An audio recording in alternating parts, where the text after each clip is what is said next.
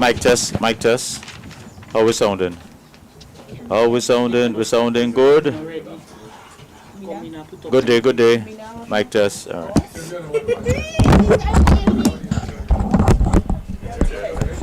Mic test, mic test. How we sounding? We sounding good? Good to go.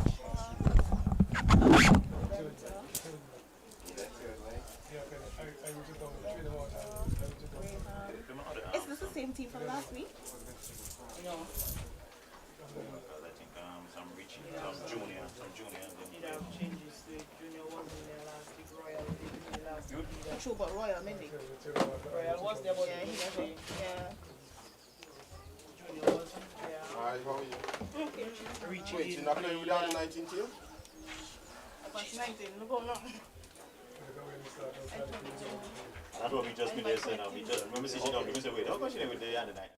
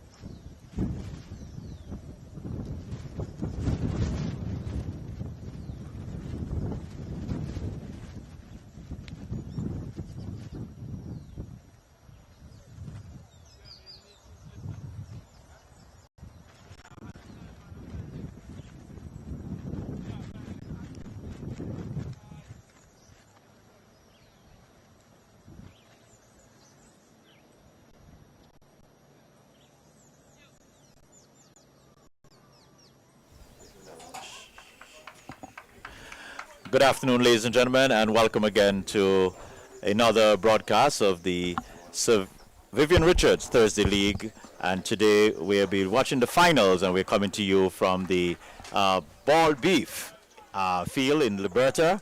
And we have the two finalist teams already out there in the middle. We have the Liberta Blackhawks, and they're coming up against the Rising Sun Spartans. And so we're just about to see the first delivery being bowled, as it looks like Owen Graham, who will be coming from the far end, and he's bowling to Wilden Cornwall there. And without further ado, let me say good afternoon and welcome to my fellow commentator. Good afternoon, Colin. Welcome to the Antigua Parish League Network. Thank you very much, Leroy Jean-Baptiste, and it's a pleasure to be here commentating the final of the ACB Sir Vivian Richards Thursday League, Liberta against Rising Sun. And that's a chance of a run out. It was a quick single attempted by Cornwall, and the non-striker backing up, and the throw at the stumps, breaking the wicket, but Amal Nathaniel might have just been in his crease. It would have been interesting to see a TV replay on that one. Well, I won't say it appears. Obviously, the umpire, in his opinion, looks like umpire Bertel Baltimore there at Square Leg, and he affirmed that Aman Nathaniel, pretty tall guy, but pretty quick between the wickets there. I guess he was backing up pretty reasonable also, and so a little dangerous start, but I guess in the end effective enough for the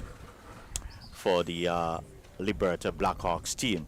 We're just trying to get the lineups for you shortly, just to run through the two teams so you can be aware. And Colin, you're aware that this year they initiated a new format for the Thursday League final. It's now a 20 over competition, And oh, terrible piece of fielding there by the youngster there, and 4 runs. So the first boundary of the innings there to Nathaniel, just driving that just a bit wide of the man there, the mid-off position. Should have really stopped that, made a complete mess of it, and the ball went into the boundary. Yeah, good shot from Nathaniel all along the ground. The fielder, who looks to be Stasio Allen, coming across to his left, really making a meal of what should have been a simple fielding effort, and the ball going through his hands, his legs, and into the boundary at wideish mid-off for 4 good-looking runs for Nathaniel. And it shows the intent of the Liberta team to get on the front foot as quickly as possible.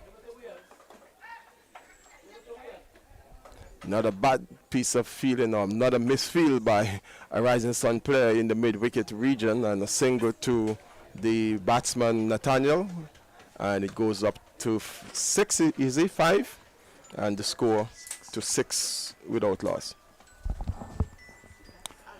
Yeah, so it's going to be Graham again. And this one now worked off the pattern. Another boundary there. So this time Graham probably just straying a bit in line, going a little bit too straight. And Nathaniel making no mistake and capitalizing on that. Cornwall. Sorry, Cornwall there, making no mistake and capitalizing on that and getting a good boundary there. Good shot from Wilden Cornwall, the veteran. He's in a rich vein of form. Has been scoring runs in the ACB Super 40 tournament. I think he has scored 2 centuries so far in the ACB 40 overs competition. So the veteran, Wilden Cornwall, who should nominally be the coach of this Liberta team, is opening the innings and looking pretty good indeed. He's heaving this one down the ground. Is he going to be out caught? The fielder is on, he takes the catch. A well-judged catch there on the long boundary, and well-judged and well-taken. So Wilden Cornwall looking to heave the last ball of the first over for a 6, and thus holding out to the fielder on the long boundary. He took a well-judged catch. He was inches away from the rope.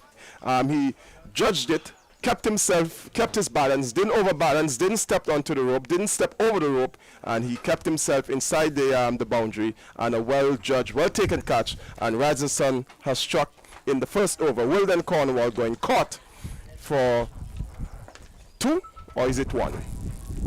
5 runs, yes. He got a boundary and a single. So he goes for 5, and the score at the end of the first over, Liberta asking to bat in the finals of the ACB Severian Thursday League final. It's a 20 overs affair. They are 10 for 1. So a dejected looking Cornwall coming back to the pavilion, and it's Kareem Agor who's going out to replace him. So if the Rising Sun fielders and borders thought that they had gotten rid of a trump card, so to speak, well, it's another story when it comes to Kareem Agor. He too has been in good form throughout the entire domestic season, which started back in late December, early January, and we are now in mid-July, and Kareem Agor has been scoring runs. Somewhat surprising, maybe, that he's not part of the Leeward Island setup going forward. He was there for the tournament at this towards the back end of last year. Well, maybe I'm not looking at the team properly in terms of the Leewards, but maybe he's there, but I can't remember seeing his name, but I will verify. But certainly, having already played for the US team, Kareem Agor is one of the top players in Antiguan cricket, top all-rounders, more of a batting all-rounder than a bowling all-rounder. But some will say that his bowling has coming on leaps and bounds, but it's with the bat that the Liberta team will be looking for him to perform. The bowler with the second over, Martin Singh, and he's going to be bowling to the tall, upright-looking Amal Nathaniel. Singh, who bowled well in the semi-finals last week, and this delivery is driven by Nathaniel, picks out the fielder in the cover region. No run resulting. A change in the field immediately. They're strengthening the offside field. Owen Graham is coming from a short mid-wicket region to an extra cover, and the cover fielder who fielded the previous delivery, Richie Thomas has been switched into a more straightish cover position. So 5 on the offside, if you include the wicketkeeper, make it 6, and 3 on the onside. And he's going to be out caught. No. That was, to my mind, not a full-hearted attempt by the fielder, Dylan Wills, and he was guilty of misfielding in the previous over. They should move him from that mid-off position and maybe put him behind the wicketkeeper because he's certainly not distinguishing himself in the outfield by any stretch of the imagination. Leroy, am I being too hard on Mr. Wills? I would say so, Colin. I think the ball really was hit too hard, and Wills is a little short guy, so I don't think he really had the ability to spring that high. So you'll give him the benefit of the doubt for that one. All right, so it's going to be Martin Singh again as he continues over the wicket from the pavilion end. And this one, he's swinging right across the line. There is Nathaniel, and that one goes into the boundary for another 4. So Liberta definitely showing their intent earlier on. And without further ado, let me introduce our other commentator. Good afternoon. Welcome to former Antigua West Indian player, Leeward Island, Anthony I. Roots Martin. Good afternoon to our listeners. Good afternoon to everyone. Good game. Good start here by Liberta Blackhawks. Two beautiful boundaries in this particular over, and Nathaniel looking very attacking here for the Liberta Blackhawks. Singh will continue from the pavilion end. Nathaniel angling this one just into the gully region, and the batsman coming through for a quick single. Good run in there by the two batsmen, and as I indicated from the first delivery that the Liberta team faced, you could see the intent to get on the front foot early, put the bowlers under pressure, and get the ones and the twos, and when the bad balls come along, put them away. That is the game plan I can discern by the Liberta team. The Blackhawks, as they call themselves, sponsored by PIC Insurance, and Rise's Son, sponsored by Wayne Electrical Services, Wells. Chance for a run out here, but Nathaniel was able to put the brakes on there and get back into his crease. So the end of over number 2 is, and at the end of over number 2, the score goes up to 18 without loss. So not a bad start, 18 for 1, sorry. Not a bad start in terms of the run rate. They would have preferred not to lose a wicket, but in terms of the runs, a good start so far, guys. Yes, I would say that as well. Very good start there by the Liberta Blackhawks. Even though they would have lost a wicket, the runs are still coming. So that's what you would love as the Blackhawk fan. If you're not doing the good job, they wouldn't want you to be a part of their squad. That's how they go about doing things. You got to be doing good to be in Liberta Blackhawks camp. So it's going to be Graham as he's going to be continuing from the northern end, and he is setting his field. A lot of hand movement, a lot of waving, fieldsmen moving all around. So let's see. Looks like it's the same 5 on the offside here. This one is driven nicely down the ground, and fortuitously for Graham, getting his feet on that one and stopping what looked like a certain 4 there. A very good stop there by Graham. I'm telling you, real good football skills.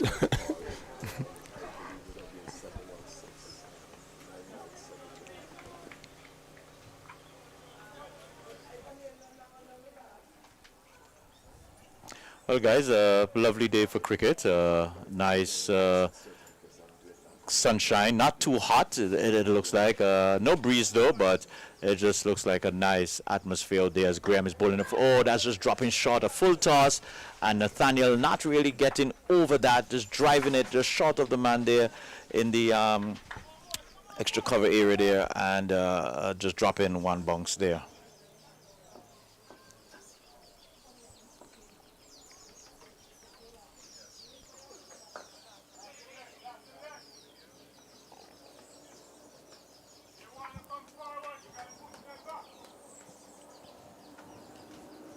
So single there to the scorecard. Scores goes up to 19 for 1. The umpires today, we have Bertel Baltimore. Presently, he's at square leg, and we have Melissa Laurie. She's standing behind the stump at present. So we just want to recognize the umpires. Sometimes the umpires last in the thinking list when we think about the game. The players are always forefront. You have to compliment the quick run-in between the wickets by the Liberta batsmen.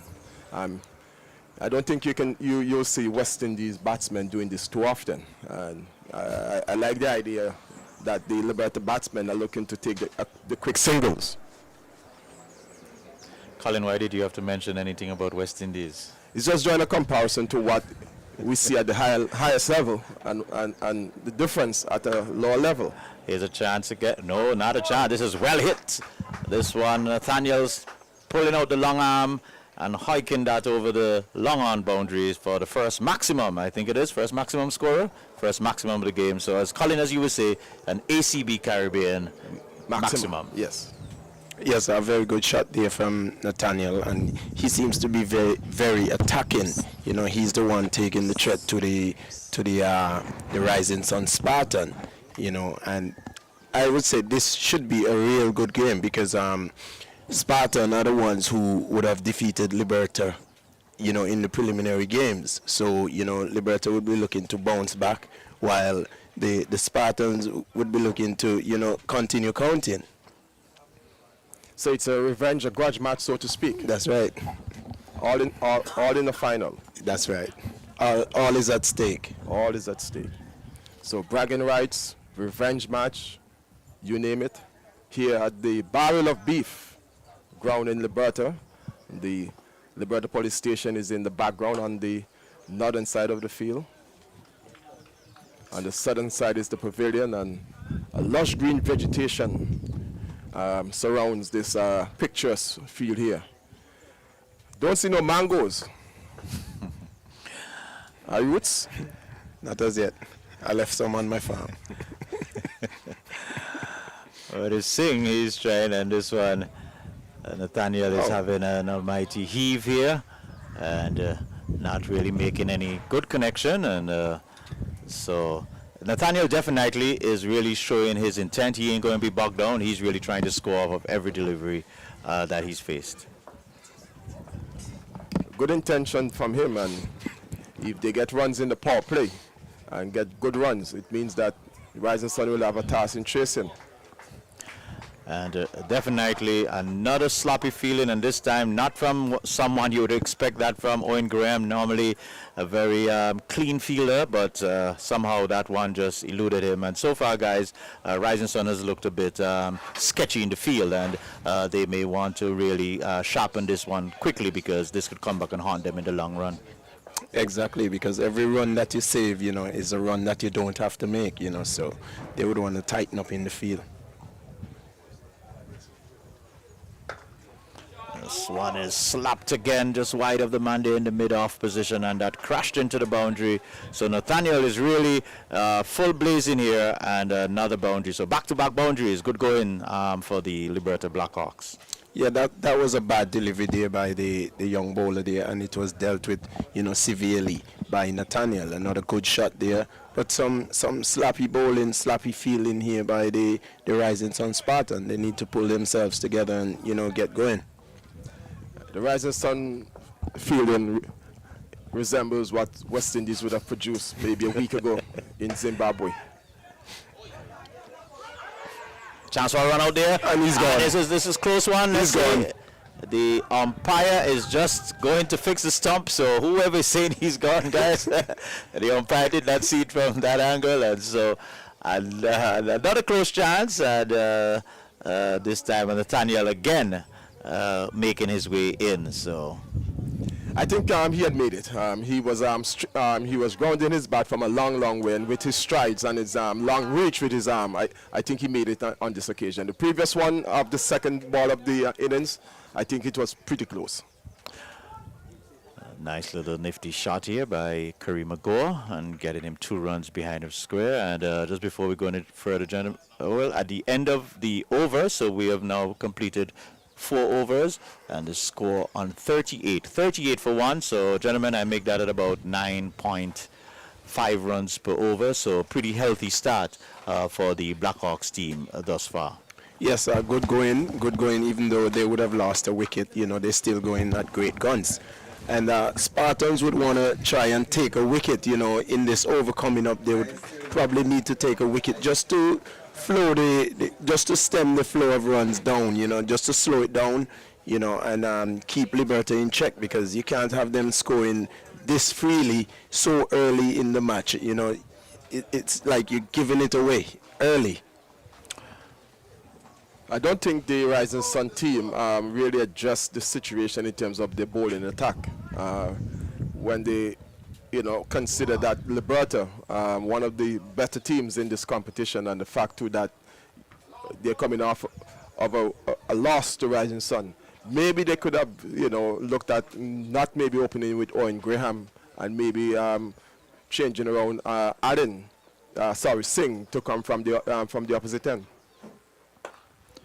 As well as mentor, he is now taking up the challenge, but it looks like the same result on this one is wide of the off stump, and Amal needs no invitation. He just crashed that into the cover boundary and 4 more runs. So it's not working so far for the Rising Sun team. That was too full of delivery. And that was bad bowling, because here's it, you have the boundary riders on the onside and you're bowling to the offside where you have all the fielders inside the circle. And over pitching. Full toss, bad bowling, bad, everything is just bad about that.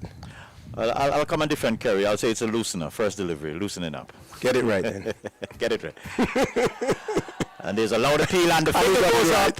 So he took that advice and getting it right. Get it right.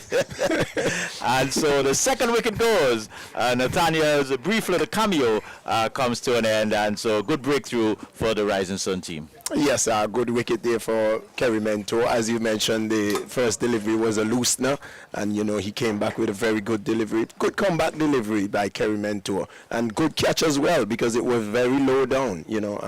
Good cricket there from the Rising Sun Spartan. I hope they could keep it up from here on. But maybe for the first time in 20 minutes, we have been saying something good about the Rising Sun, whether it's bowling or fielding, and everything came together. So I must concur with you, Anthony, and as well as you, John, that the effort for the second ball of Kerry Mentor's over was what you need in a 20 overs a side game, much more if it's a 50 overs or even a test match. Correct. And he would have gotten rid of the danger man, the man who was hitting the ball, all around. He would have gotten him. So, it's time to see someone else in action. How do you consider that he got rid of the danger man and now Kofi James is the next batsman? No, I'm saying the danger man at the crease. At the time. That's what I'm talking about. Because Kofi cannot be the danger man when he's not out there and showing us what he's doing or what he can do. But many people tell you that whether or not he's out there, he's a danger man. Well, that's a mind thing. I wrote Colin is speaking on reputation. That's what I'm talking about. Mind game. I know cricket is played on the field. That's right. He's talking on facts. Well, I'm just trying to underline the strength of the Liberta battle lineup, because with Kareem Mago and Kofi James at the crease, it's just as if they're just opening their innings. Correct. That's correct. That's true. Good shot there. Wow, that is excellent timing. First delivery there. There was really just getting on top of that delivery and just punching that square of the wicket, and that ran into the cover boundary just effortlessly. So good start there by Kofi, and maybe just trying to prop up Colin by his comments of the danger man. Well, I still think, based on the field setting, you need to put a sweeper, because majority of the balls Kerry Mentor bowling, they're on the offside, so you want to strengthen the offside rather than the onside. Those guys ain't doing any work. I see the point you're making, and agree with it too. I think too, I think maybe they were persuaded by Nathaniel had a tendency of, he did play some good shots on the onside, but he had on the offside, but he had some tendency of just hiking the ball across. So I think they were putting the protection out there. But with Kofi, I see Kofi more as a genuine player, more stroke player. And so as you said, Roots, maybe they need to readjust the field now to give some protection on that offside. Exactly. Another good delivery on the off stump again, and here's it. You have the wide mid wicket and you have long on. They're not in the game. They're not taking part. Let's just welcome our viewers on ABS TV and radio. I think I just double check with our technician, but we just want to say welcome to our viewers there who are joining us on the Ball Beef. We're here watching the finals of the Sir Vivian Richards Thursday League competition, and so we have now completed over number 5, and after 5 overs we are 47 for 2. 47 for 2, so still just about 9.4 overs. All right, guys, we're going to go to a commercial break and then we'll be right back.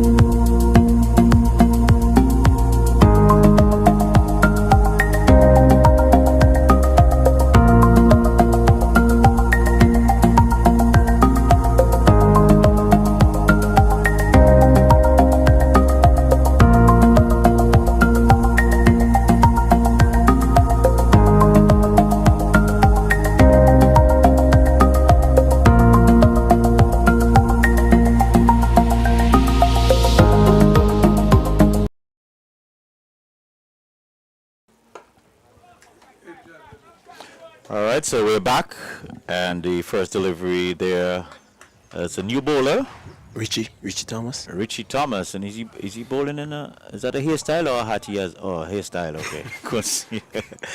So Richie Thomas at a big 22 here. So change in the bowling, guys.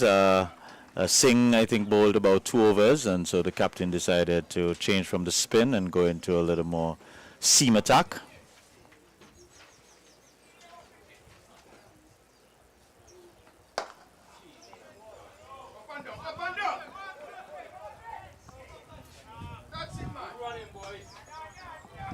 There's some very poor feeling, some very ordinary feeling there, you know, and in order to win in finals, you have to save every run. Every run is very important, you know.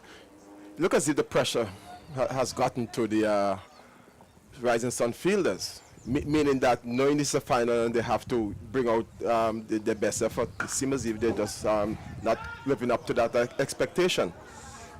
Wow, another well-timed shot there by Kofi James. So he is definitely showing some good form early in this innings here. Really just tapping that to the offside, and that just penetrating the field there and going into the boundary. So Kofi James really looking good thus far. Yes, very good timing there, just getting on top of the bounce there and just punching it.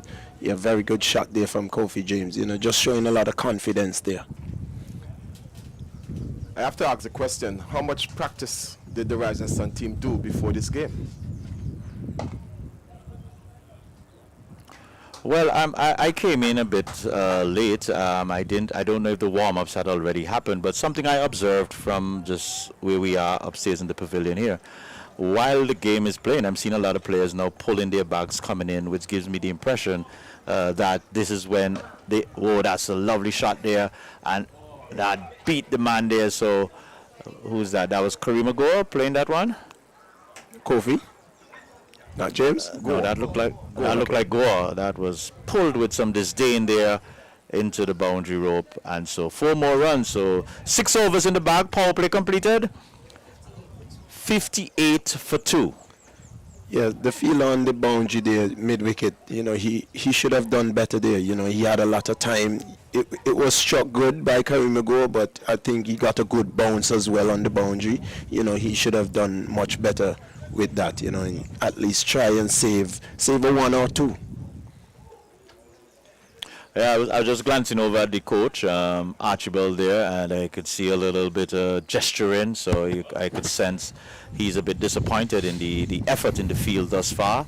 Really not to the standard that we would have expected. Owen Graham himself, who's one of the better fieldsmen, or has the legacy of being a good fieldsman, he himself has had a couple of errors in the field and has really not looked good for the Rising Sun team so far in the field. They really have to put in a much bigger effort in the field, because if they'll continue to do so, they're going to be scoring over 170 to win this game. You see, the Liberta batsmen are putting the pressure on the fielders. From the moment they sense they can come for a second run, they're going to attempt it, and that put extra pressure on the Rising Sun fielders, and they buckle under the pressure by misfielding, so the second run becomes so comfortable. Well, it seems as if the guys on the boundary, they're sleeping as well, you know, because every ball, if it doesn't go for 4, it's 2. It's never 1. Because the Liberta batsmen are running the first run hard, and by the time the ball gets to the fielder, they're looking for the second run, and the fielder seeing them looking for the second run now is trying to hustle to get the return back to the wicketkeeper, and misfielding, and the second run becomes you have to keep your composure.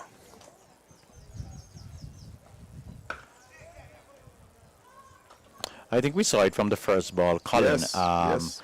That first or second delivery, they scampered through for that quick single, and you could see it's an intent. It could be something that they've talked about in their camp also, but you could see it's definitely a part of their game plan in terms of running these quick singles. And maybe what you could say as well is they would have learned their lessons from the game they would have lost against the Spartans, you know, strengthening the areas where they were weak. Precisely so.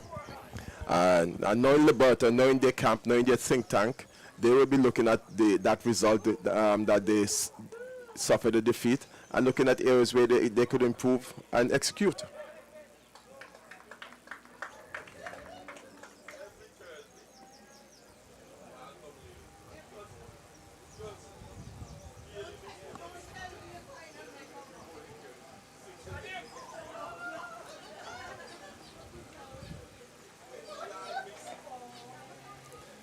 Playing with soft hands and steering it into the gap is Kareem Agor, and a single to him. And they continue the trend of just milking this bowling by the Rising Sun Spartans. And although Captain Kerry Mentor would have brought himself in the attack to stem the flow, he has been on the receiving end of the strategy being employed by the Liberta team. Go again. Sorry, James on this occasion is just stabbing this one, deliberately just taking the bottom hand away and letting the ball just ease into the offside, into the cover region. A single to him. That brings up the end of the 7th over. It's 6-3 for 2. Roots? Yes, sir.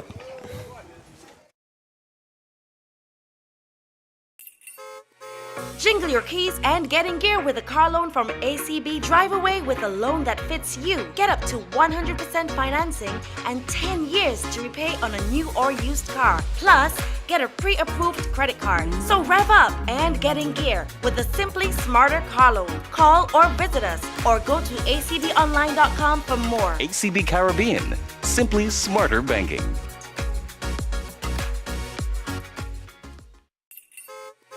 Jingle your keys and get in gear with a car loan from ACB. Drive away with a loan that fits you. Get up to 100% financing and 10 years to repay on a new or used car. Plus, get a pre-approved credit card. So rev up and get in gear with a Simply Smarter car loan. Call or visit us or go to acbonline.com for more. ACB Caribbean, simply Welcome back to the Barrel of Beef playing field in Liberta. It's Liberty Village, as they call it, the first free village in Antigua and Barbuda after emancipation. And it's Mitch Thomas, and the bowler, and stroked away handsomely by Kofi James on the boundary.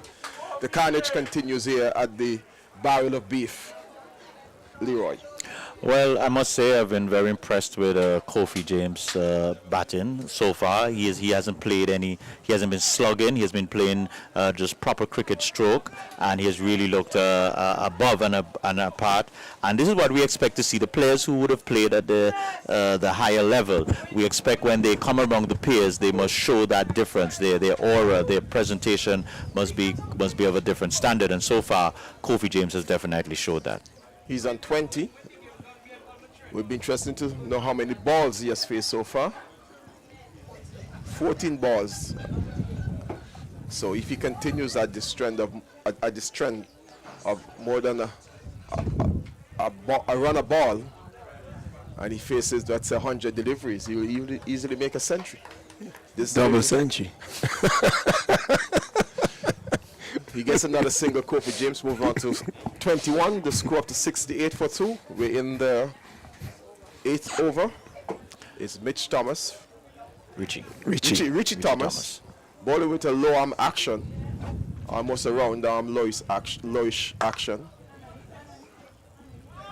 Single so far. They're coming back for the second, and they will get it quite easily in the end because there was another misfield. That's excellent running there. Excellent running. And I guess we'll continue to see this pattern of cricket by Liberta. Hope the Spartans can improve. The bowler, Thomas Fields. You could hear the sound coming out the middle of the bat there. But maybe not the timing. I was just going to say, everything definitely is hitting the middle of that bat. Haven't seen anything remotely coming close to an edge. This steer down to the fielder on the cover point boundary, or Anthony will tell you the sweeper on the boundary. That's right. Sweeper is a football terminology. You think cricket about football, the sweeper back. Which well, is probably that's the same reasoning because he's a sweeper as well. Now. The sweeper back position has been outdated in football. Well, outdated, but it's still there. As the first loose shot we've seen from Kofi James, a widest delivery, and he was just fanning at it there. Luckily for him, didn't get an outside edge, and so another over in the bag, Colin, over number 8, and after over number 8, we are 71 for 3, so 71 for 2, so just a little bit below 9 runs and over, so still a healthy going so far for the Blackhawks team. Yes, and Spartan needs to really get themselves together, and just, slow the run rate down a bit, just bowl some dot deliveries, some good deliveries that they can really score from, and just try and build some pressure, put some pressure on the batsman, ask them to play some unorthodox strokes, not just coming and pushing and picking up ones and twos, ask them to take some risk, in order to try and get some wickets as well. Well, so far, in terms of the Rajasthan Spartan bowling, we have not seen much variety in terms of maybe a change of pace. Everything is coming at virtually at the same speed. A change of bowler.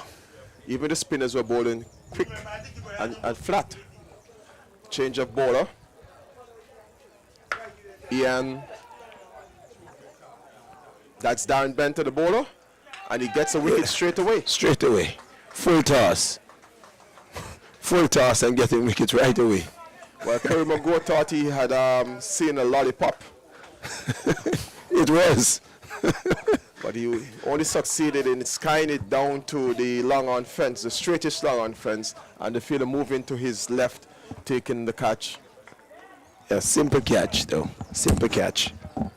Not so good delivery, but taking a wicket nonetheless. And it's something that the Spartans would be really looking forward to, so hoping that just slow the pace down a little bit and try to keep Kofi off strike and allow the new batsman to face a lot of the deliveries, if they really want to tighten up. Well, the change of bowling and maybe the change of the trajectory of the delivery, it was a full toss and maybe it was a slow full toss as well. But what you have to remember as well, Colin, is that Benter is much more slower than Kerry Mentor. So the pace that Kerry Magor would have been accustomed to, you know, in playing his strokes, Benter now much slower, so he's already through the shot before the ball arrived. So, you know, that caused that. So no adjustment in the approach by Kerry Magor. He didn't even wait a bit to try and see what you know, Benter was doing with the ball or anything. He just into it right away.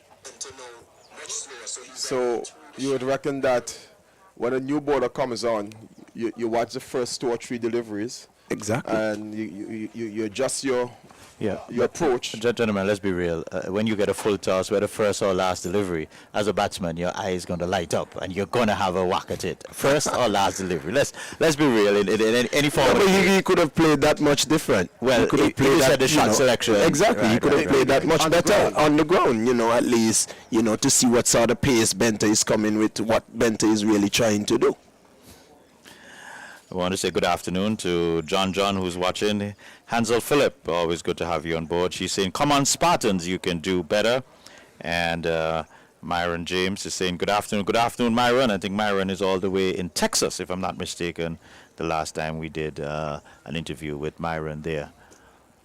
But we're back at ball beef, so as you said, another bowling change made a change when Kerry Mentor made the change. He got a wicket. He got a wicket, and then now we have Benter coming on with the first delivery and getting a wicket. So Joshua Thomas is the new batsman. A lot will depend on him in this innings, because losing 3 wickets and another one shortly after that will certainly put Liberta behind the 8 ball. First delivery he faced, he was stretching far forward, and the ball might have just popped on him at the last moment. Another delivery, he's going for the big hit, And he oh, brilliant catch! good Brilliant try. catch! No, he had to throw it back.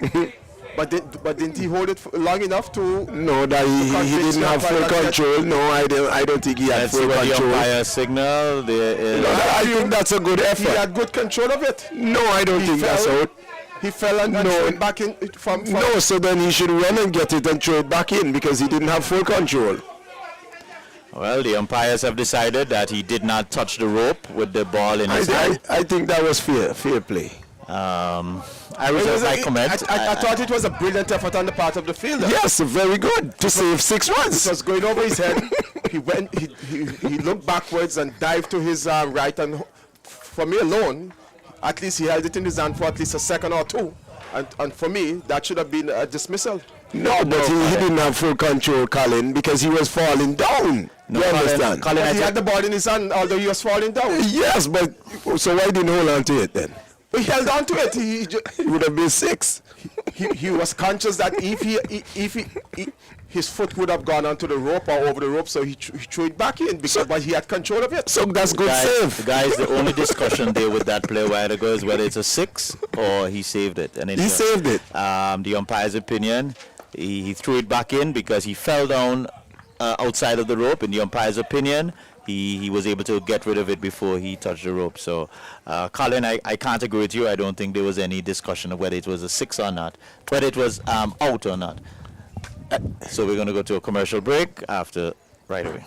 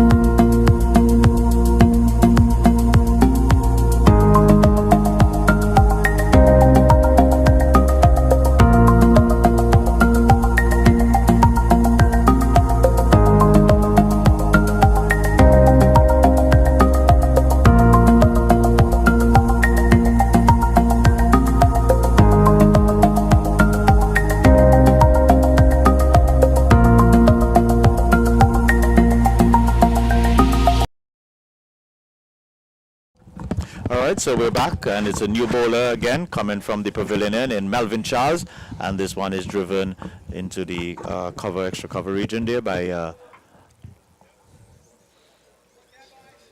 Thomas. Joshua Thomas there, and getting a single there.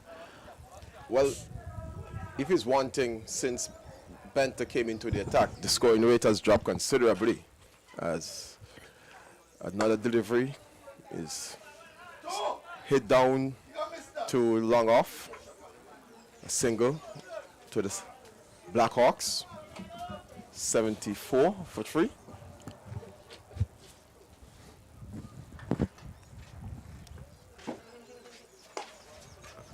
Another delivery from Charles is turned into the onside, into that vacant mid-wicket. Singh scamping across to his right. Did he move quickly enough in your estimation, Iroots? Well, to save two.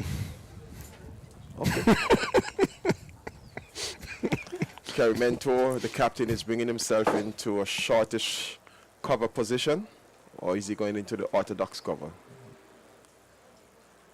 Charles, and this one is floated on the toes of Kofi James, and he was just able to, should we say, genuflect onto it and just easing it into the onside, the other side of the umpire this time, and you get in another comfortable single. So the ones that are coming quite easily.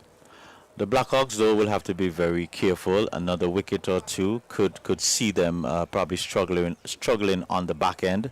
So they may want to start to, they may be thinking about just doing some reconsolidation here because they've lost quite a few wickets just in the last couple of overs.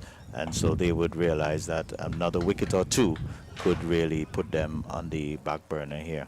And if you noticed, a change was made there by Kerry Mentor to just put a man just square leg. Good fielding by Charles off his own bowling to prevent what would have been a single. So the last 12 deliveries have yielded how many runs scorer? Because I believe that the last 2 overs would have been more productive for Rising Sun than they would have been for Liberta. Yeah, because they were scoring from both ends, and now you have 2 very tight overs, one with a wicket, and one yielding maybe about 4 or 5 runs. So 5 runs from the last 12 deliveries. So that's that would have been, those would have been 2 good overs for the Spartans.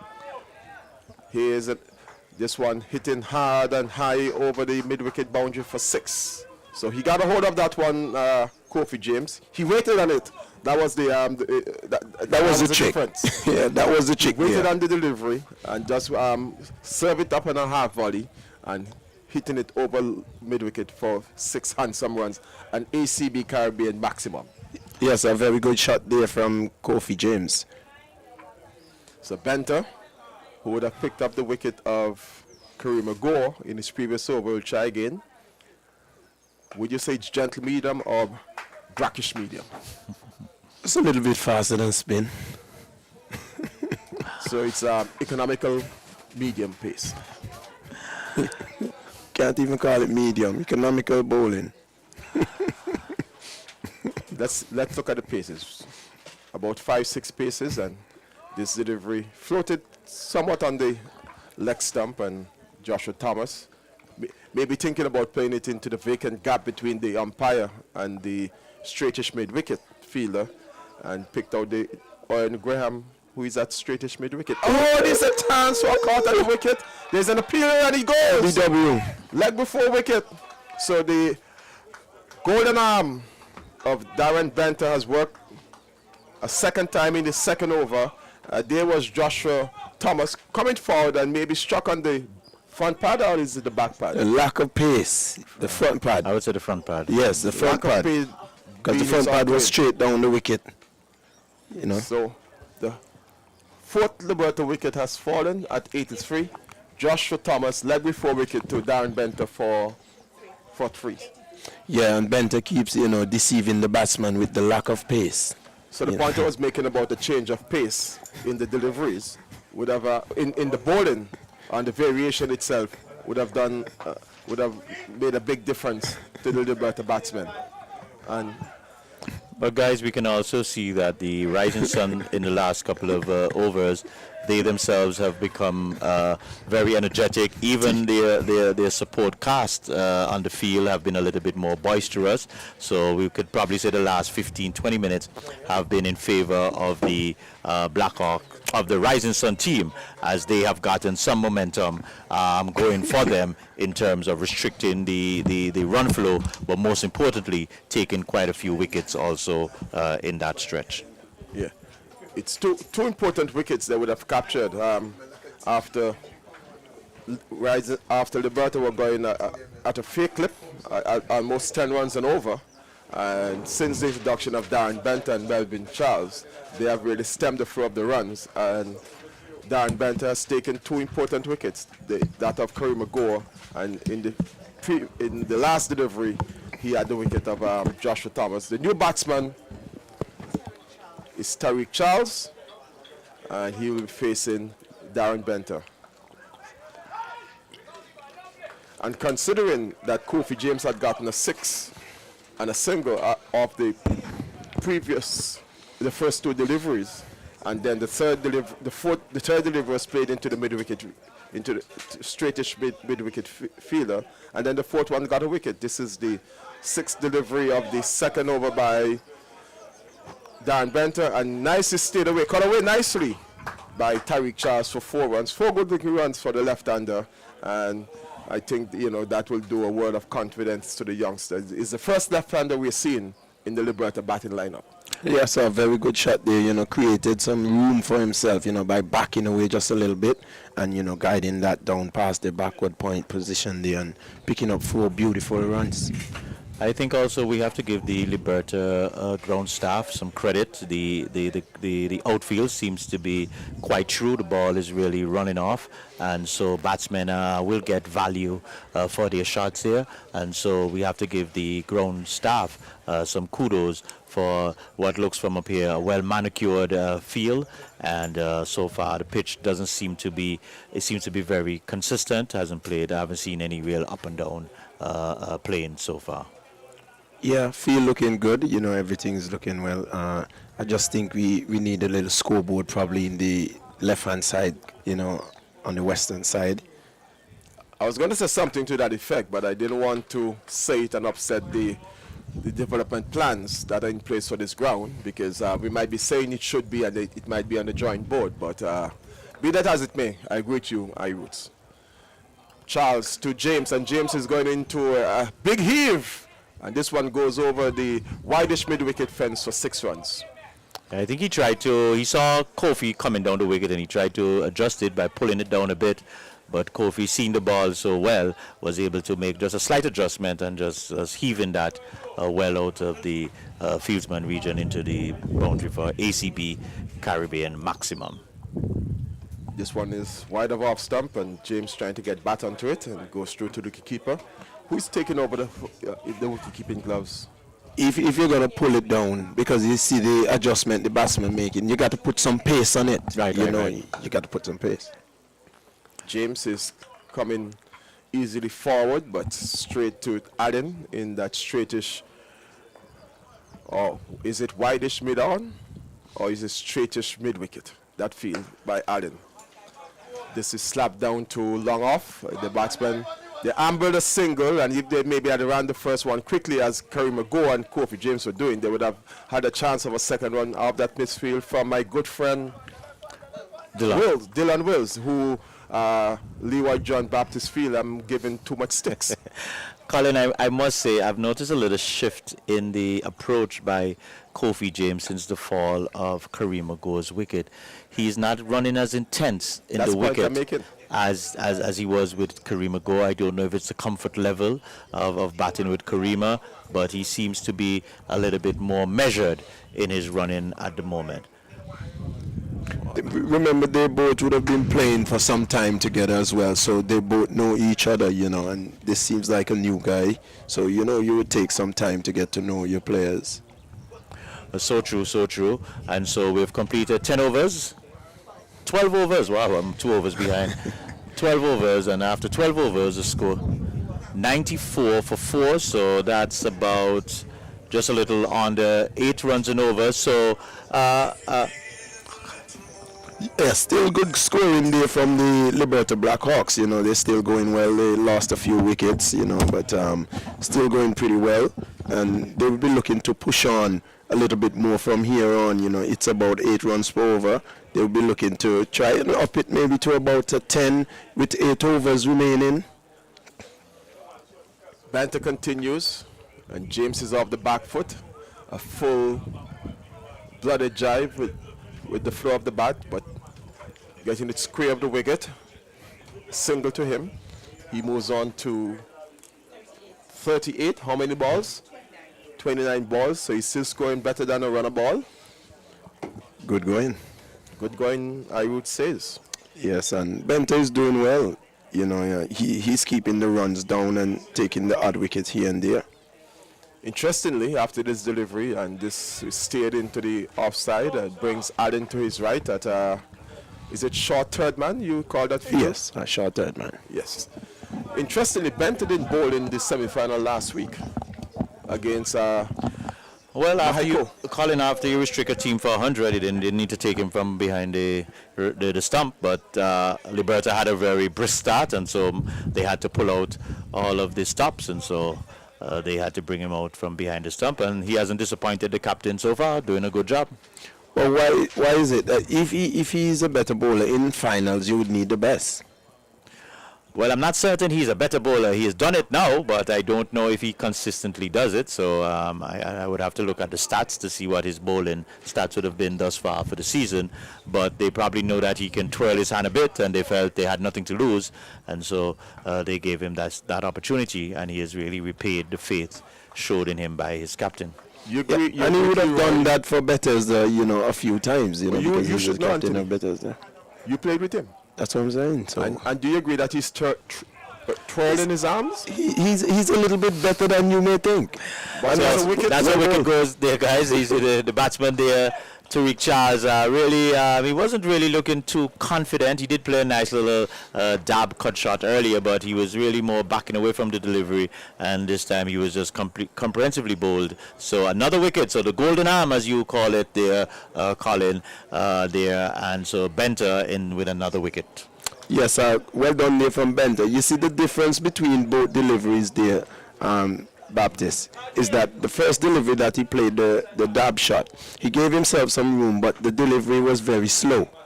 This delivery is a bit quicker. So, All right. Over to you, technician.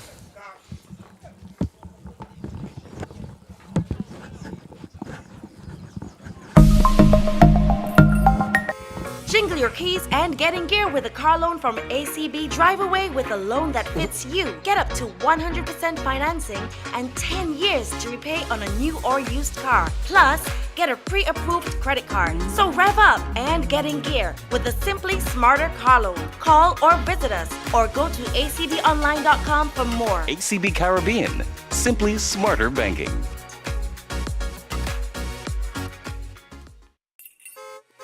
Jingle your keys and get in gear with a car loan from ACB. Drive away with a loan that fits you. Get up to 100% financing.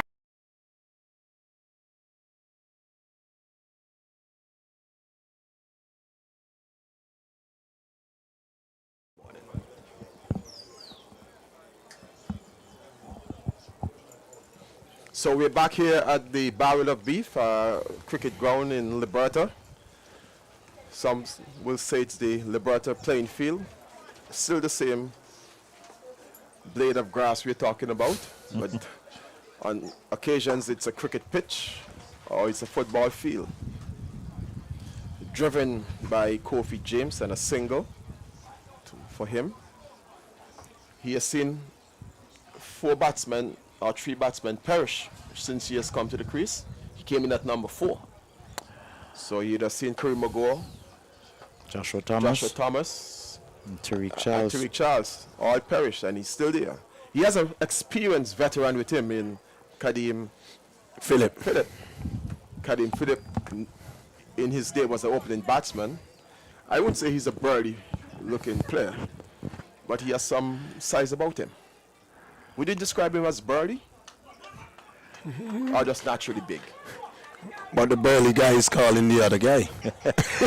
He's calling for that quick single, but the one who we expect to be going for it says, no way, where are you going with that, man? And he was disgusted. He was like, come on, guys, it's an easy single. Come on. If you were to compare with David Boone, the former Australian player, you think that he's a little bit bigger than Booney? I don't think he's so big. I think he's a little. He might be. Yeah, I don't think he's that big. I don't He might think be he's that shorter. big. I think he's a little shorter than Boone. I think Boone was a little bit, maybe a couple inches taller than him. I'm just trying to give our listeners, or not our viewers per se, but our listeners, a visual of the build of Karim Phillip. But he's one to being able to handle himself quite adequately with bat and ball and in the field as well.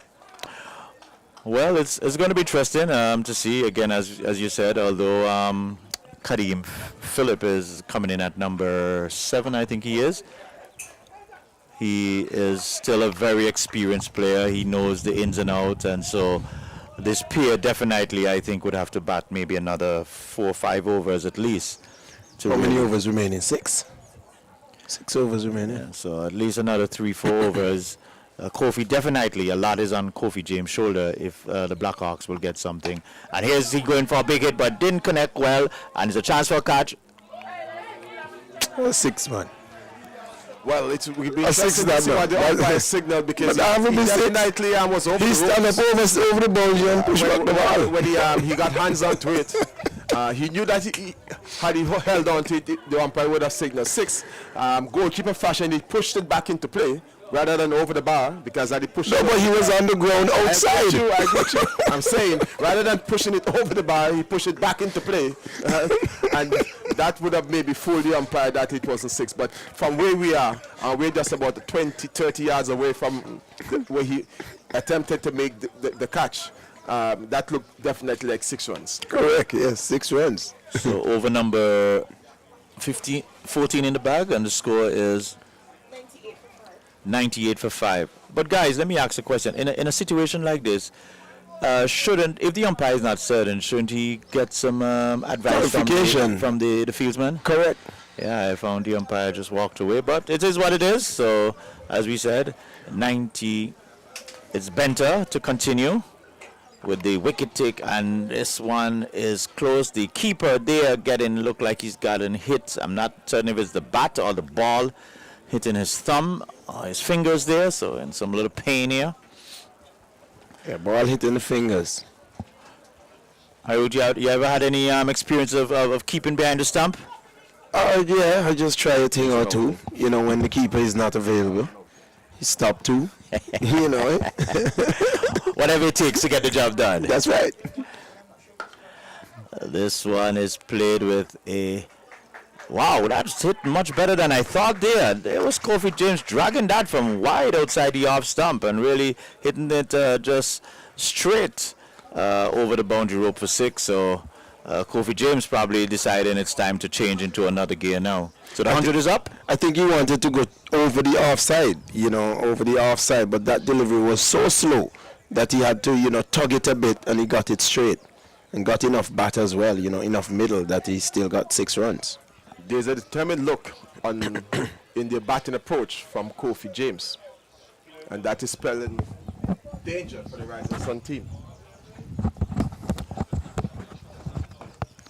This one is driven nicely into the offside, but the man there on the, as Colin says, the forgotten position, the sweeper position, and getting an easy single.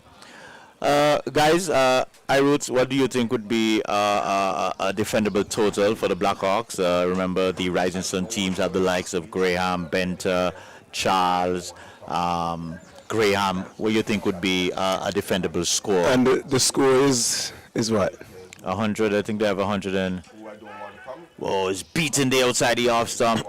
Philip had no idea what was happening there. Was just feeling there, and the ball goes through the keeper. 105 with 5 overs remaining.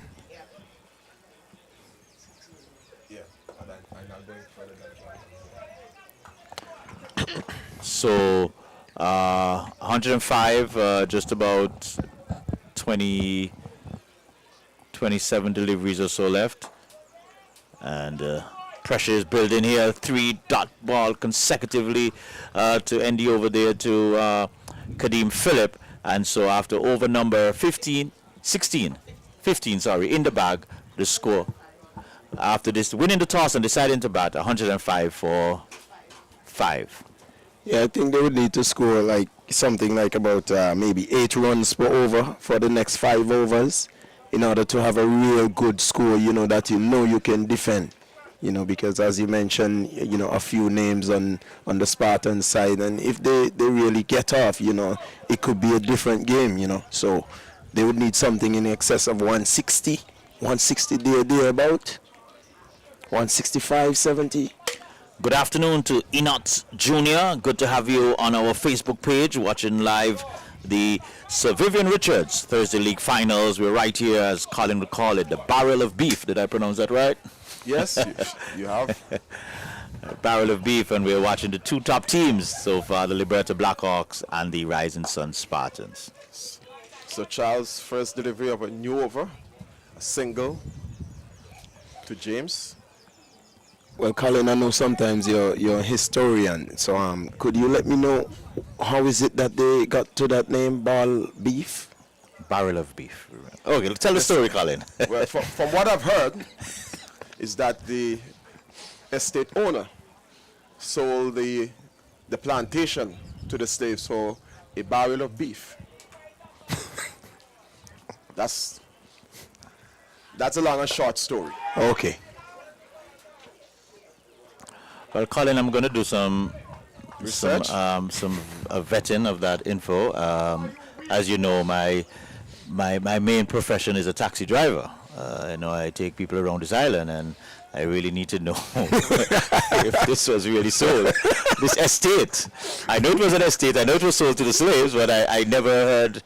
It was never tied in terms of the barrel of beef into that. Well, in those days, in what, the 18th century, am I right, or is it 19th century? We have a teacher at the back of us. She will help us.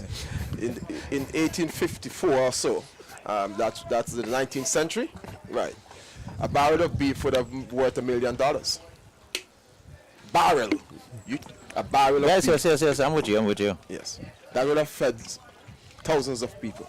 No, I know, but I'm just saying, I heard of it being a plantation being sold to the slave. The lady, whoever had owned it, she was going through some financial challenges, and so she had to get rid of it. But I didn't know it was really in exchange for a barrel of beef. So that's a story I've heard consistently for a while now. Well, guys, back to this game here. Who is it? It's still Melvin Charles. So he's bowling his 4 overs on a trot. Doing a good job for his skipper, keeping it tight from one end, while Benta has been taking the wicket. And Kadeem is really struggling now. He's not been able to get that ball off the square, and that could really, that maybe not be the best plan. Kofi has seen the ball well, and he needs to get that strike turned over and get Kofi on strike. Yes, and overs are going as well, because after this, I think is what, 4 more overs. So you need to, keep on scoring, get some pepper in your step there. Charles to Phillip, and Phillip is delicately stay with this one wide of the wicketkeeper and the vacant slip cordon for 2 comfortable runs, and that was a good looking shot from Kadeem Phillip. Yes, and that delivery had the pace as well, so he could just open the face and just running it down and picking up 2 beautiful runs there, and just turning the scoreboard, ticking the scoreboard over. All right. Jingle your keys and get in gear with a car loan from ACB. Drive away with a loan that fits you. Get up to 100% financing and 10 years to repay on a new or used car. Plus, get a pre-approved credit card. So rev up and get in gear with the Simply Smarter car loan. Call or visit us or go to acbonline.com for more. ACB Caribbean, simply smarter banking.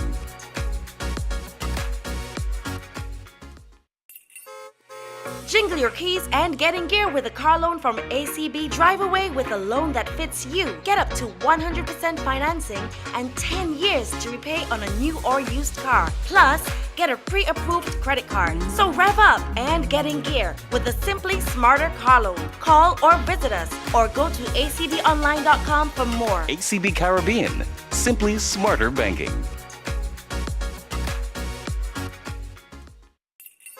Coming back to the barrel of beef field, and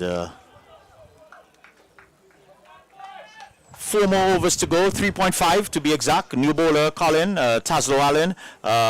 Tell me, what do you think? It's a defendable target here for the Blackhawks? I think they will get up to 150 with the Kofi No, I'm not James. talking about the game in Dominica now. Yeah, I'm talking about the one here. With Kofi James at the crease and getting good support from Kadim Phillip, I think they will manage to get up to about 150 or so. This one is pulled away. Terrible Is that a bowling short there. arm pull? He was pivoting on 1 foot and just swinging it away. It was a poor delivery going down leg side, and Kadim Phillip helping it to its final destination. Well, yes, that was really a terrible delivery, and a delivery any batsman would be looking forward to. And Kadim, having struggled so far, Allen would be better off trying to keep that just about on the off, just outside off stump. Has a little protection, has 5 men on the offside. And this one is hiked, and there's a chance for a catch. Yes, it is. The fieldsman out there looked a bit flat-footed initially, and then reacting and then taking a rather comfortable catch there. So Kadim Phillip, was a bit of a struggle for him there. He goes there, and so fall of a wicket. So guys, more trouble for the Blackhawks. Yeah, that was a well-judged catch. Was it Benter who was on the wideish mid-wicket boundary, and he took a well-judged catch? For a moment, we thought that he might have misjudged it slightly, but he had it covered all the way, and he just waited for it to drop into his hands, and he said, "Thank you very much." That's the end of Kadim Phillip. He had gotten a boundary of the second ball of the over, but by the 4th delivery, he's on his way walking back to the pavilion dejectedly, and he's going to be replaced by Brent Joseph. So the 6th wicket has gone down for Liberta, 115, and this is over number 17, 16.3 overs. Yeah, Kadim never really looked that comfortable at the crease. He was struggling to get the ball away, and that would have added to his pressure in trying to up the scoring rate. And so it left to be seen what Kofi can shepherd out of the last remaining batsmen in terms of building a defendable score. Well, all that Brent has to do now is just push it around, just get the ones and turn the strike over to Kofi James and allow him to dictate the play. And gentlemen, I think we have to give the Rising Sun Spartans team some credit. They really started sluggish. They really looked a bit behind the 8 ball, but they've really come back good into this game and really turned the pressure 360 back on the Blackhawks team. Maybe they just need a little bit of warming up, maybe a little heat up, old engine. One of those big old Mack trucks. Taking some time to get heated, to get going.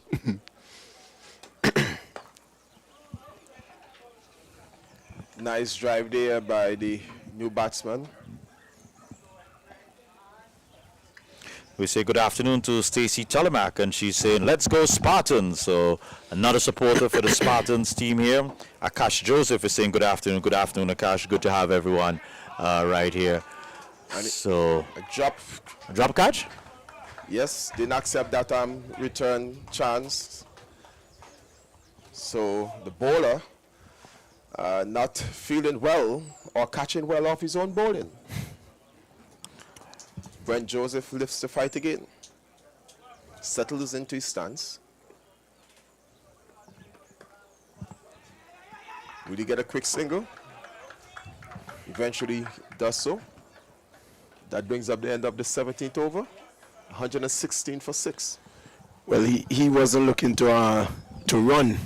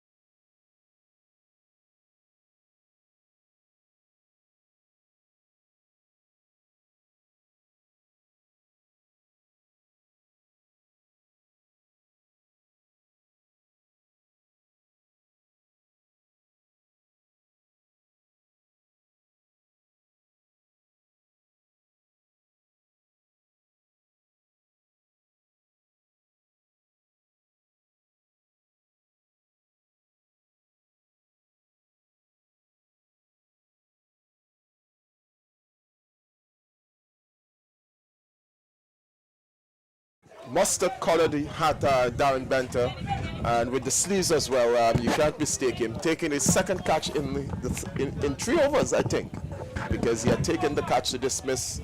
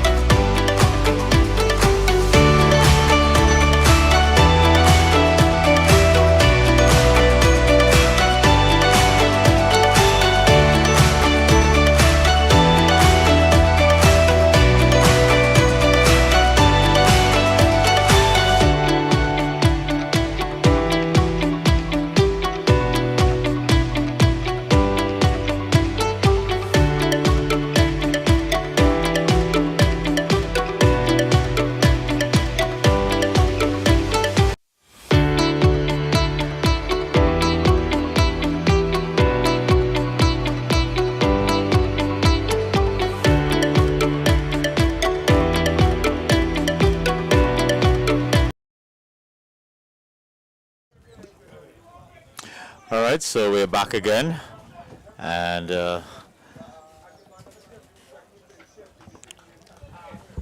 It was the fall of the wicket of Kofi James, who went for 50 from 41 balls, 4 fours and 3 sixes. 3 4s, 3 6s. 3 fours and 3 sixes. It's 118 for 7. We're in the 18th over. 2 more balls to go to complete the 18th over, being bowled by Owen Graham.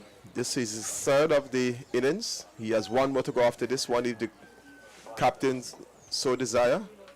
The new batsman is Ian Gore, who got a single and brings young Brent Joseph shot spoon in the air, but safely turned out to be. So Why didn't he try to catch that? the fielder you're referring to? Yeah. Well, maybe he thought that he wasn't going to make a clean catch of it and he didn't want to take I the fell close to his feet. well, there's always a thin line between expectation and desire. The desire was not to take the catch, but he was expected to take it. Gore almost chopping this one onto his stump. So Ian Gore, the father of Karima Gore, batting at number 9 for Liberta. Almost chopping that one onto his stump. So the Liberta team is full of experience and veterans and youngsters as well, a mixture.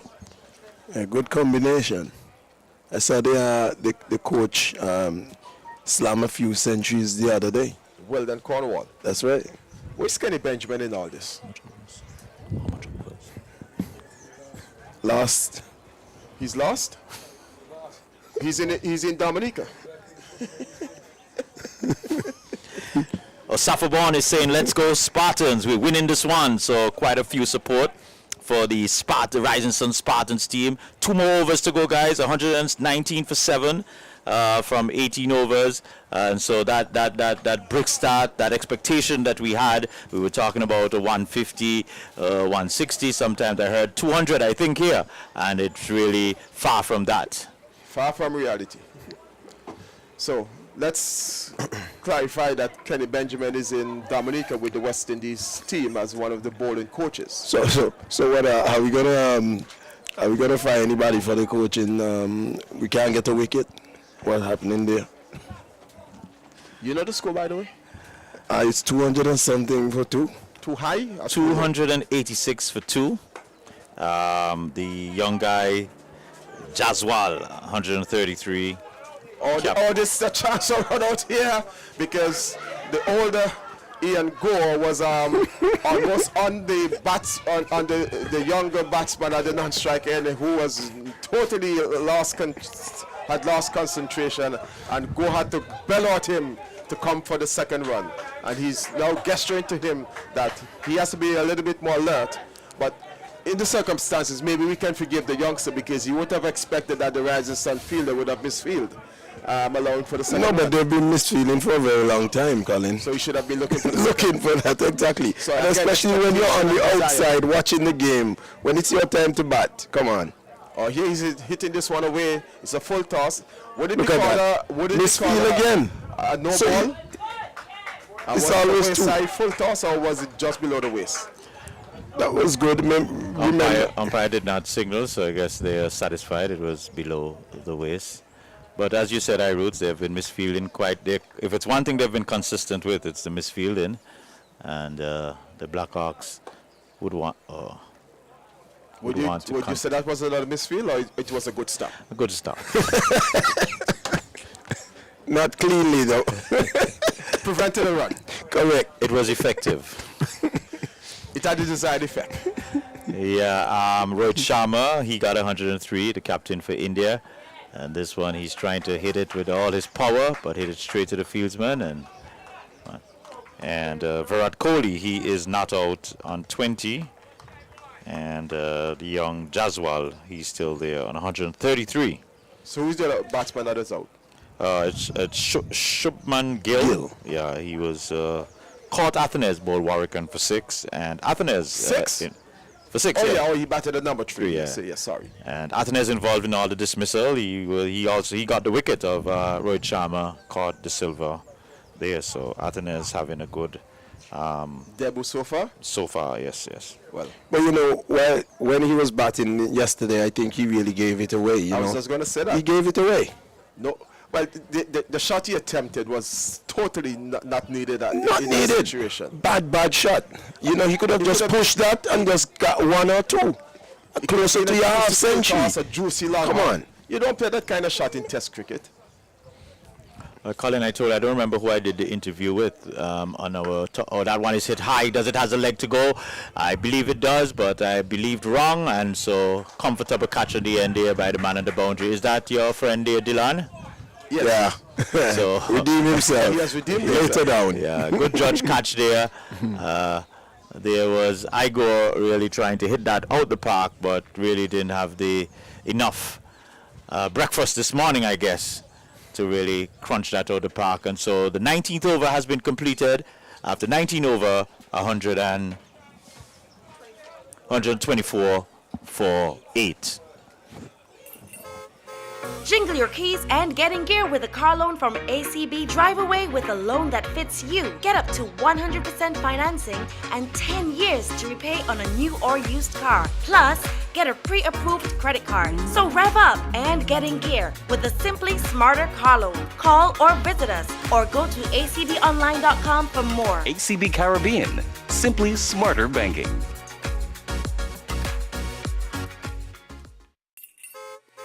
Jingle your keys and get in gear with a car loan from ACB. Drive away with a loan that fits you. Get up to 100% financing and 10 years to repay on a new or used car. Plus, get a pre-approved credit card. So rev up and get in gear with the Simply Smarter car loan. Call or visit us or go to acbonline.com for more. ACB Caribbean. Simply smarter. So the final over here, boys, bowl him, trying to make some room there on the leg side and exposing all his stump. And as the old adage say, you bowl to the stump, you miss, I hit. But there was no need for that because you know, straight on the stumps, you could have played a better shot. In my view, you know, he could have played a better shot than that. So the batsman going back to the pavilion. 8, that's Brent Joseph. So that was the first ball of the Final over. Final over. over. Correct. And he's the man in. He's the man in. So the new batsman will be Elvis Weaver. Is he related to the former fire chief? Or he's It's not Junior. I think that's Junior. It's Junior. I think it's Junior, yeah. I've heard the But you should know him well. You should know Elvis, the dad, very well. Or you should know him better than me. No, you guys grew up together. As your former boss, you should know him better than me. No, I don't think so. You would have spent much more time with him than me. Ladies and gentlemen, that's a fireman and a community man arguing who should know. But we're here. Rising Sun definitely ain't arguing. I think they're loving what they see. Liberta won the toss. Come back a big way. And they've really pulled this one back. But as we've always said, Colin, in our commentary, runs on the board is runs on the board. And so it's still left to be seen how Rising Sun will approach this. But it's not finished yet. 5 more deliveries to go. 119, 124. I'm pulling back some runs. Wow. 124. So maybe they can get another 12 out of this last 5 deliveries. What do you guys think? Not the rate they're going. Maybe 2, 3. And it's the last pair in the wicket, so maybe some outside edges, wide of the keeper, going down fine leg. You never know. Let's see what can happen for. I don't think he might survive the over or the 5 deliveries. Nice little build-up. Quite a few spectators around coming to support the cricket as Graham is into Weaver Jr. and that's a wide. See, Graham was really just trying to go full onto the stump. He was trying to as we would say in local parlance, clean him up. But he just pushed that one wide.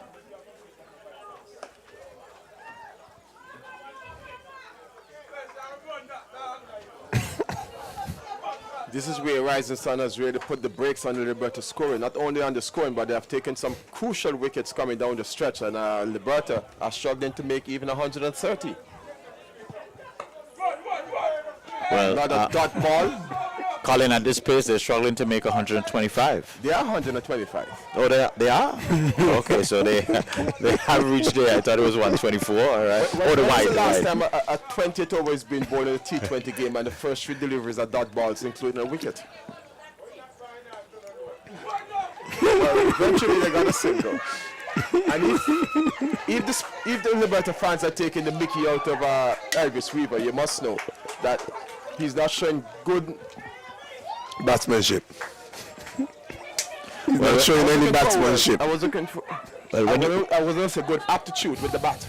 when you look in the Rising Sun camp here, seeing all the teeth smiling, they're all happy now, they feel confident. Their team really was a bit shocked at the start with Cornwall and Nathaniel. This one is hit high, but I guess doesn't. Wow. Six. That was easily done. Javier Spencer. 6. Who's that? Javier Spencer. Javier Spencer. Well, he's better known for bowling that ball and better known as a left armer than a right-handed. Wow, that was batsman. That was lovely. I think that's the best shot of the Liberta innings. That was. It was hit with so much ease and panache and poise. And this one now, he just tears it into the offside and they close the inning with a single. So 133 for 9. And believe you me, Leroy, if Liberta go on to win this game, those last 7 runs would have made a big difference. Correct. But that's that score.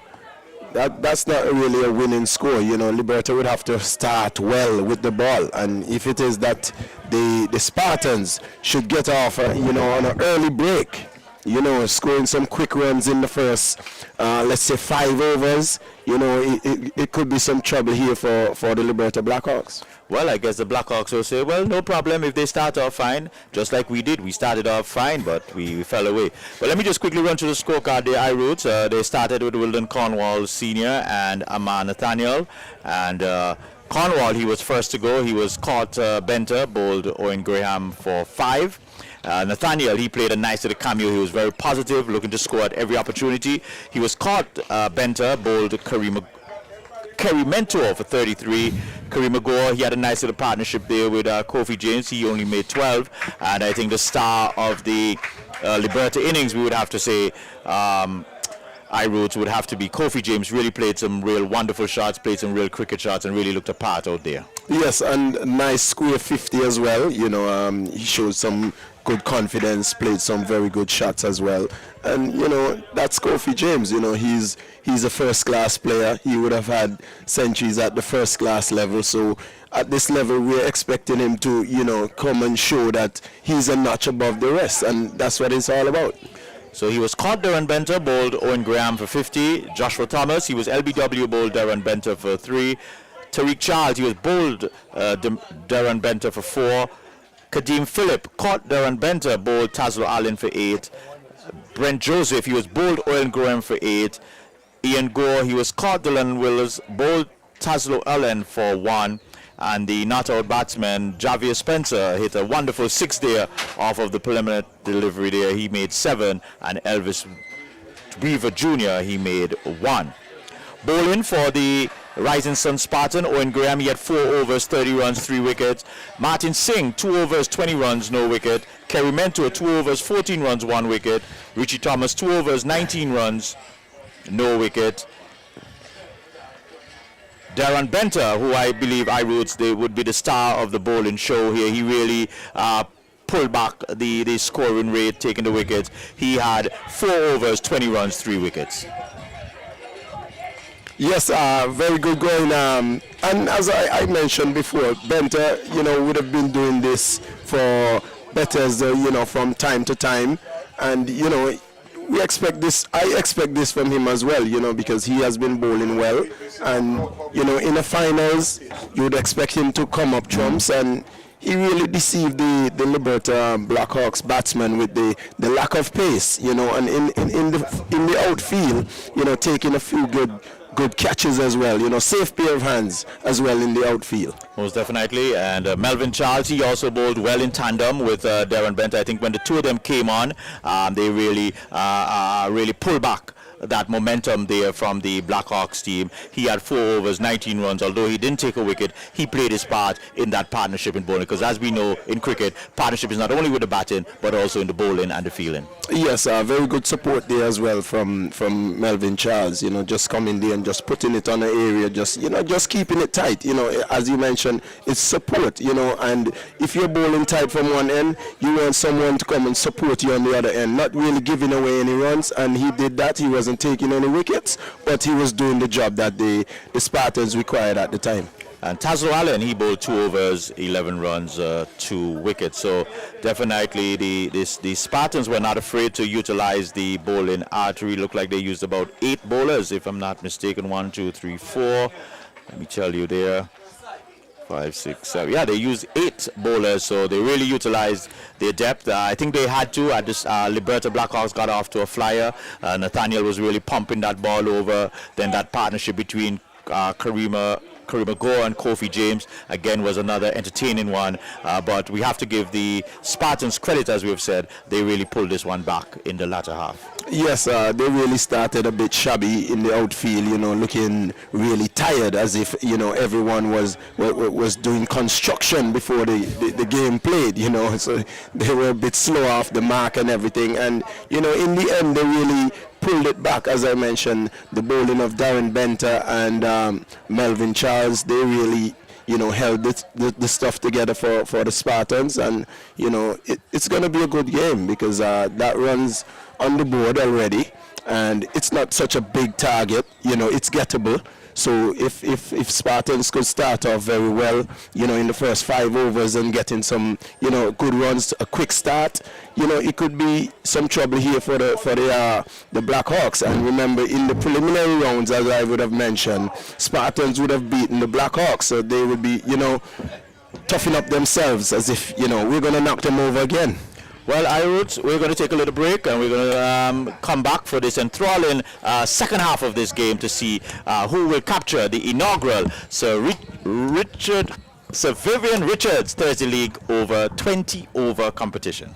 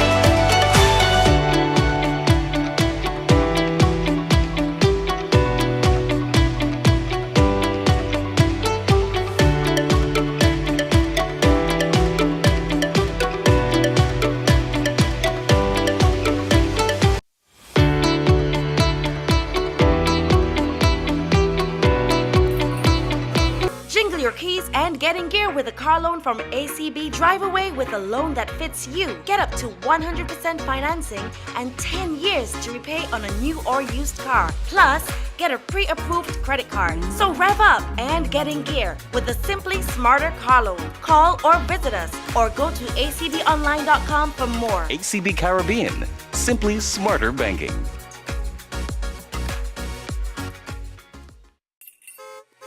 Jingle your keys and get in gear with a car loan from ACB. Drive away with a loan that fits you. Get up to 100% financing and 10 years to repay on a new or used car. Plus, get a pre-approved credit card. So rev up and get in gear with the Simply Smarter car loan. Call or visit us or go to acbonline.com for more. ACB Caribbean, simply smarter banking.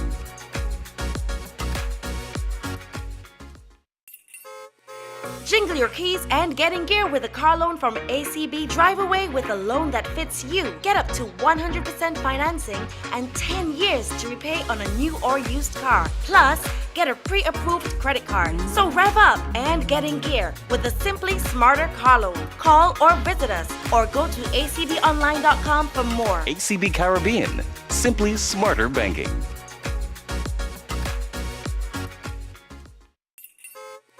Jingle your keys and get in gear with a car loan from ACB. Drive away with a loan that fits you. Get up to 100% financing and 10 years to repay on a new or used car. Plus, get a pre-approved credit card. So rev up and get in gear with the Simply Smarter car loan. Call or visit us or go to acbonline.com for more. ACB Caribbean, simply smarter banking.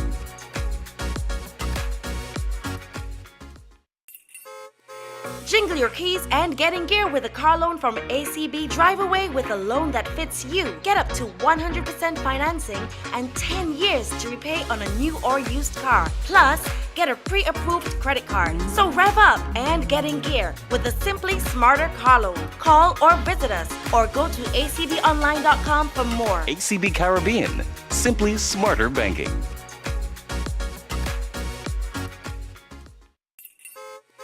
Jingle your keys and get in gear with a car loan from ACB. Drive away with a loan that fits you. Get up to 100% financing and 10 years to repay on a new or used car. Plus, get a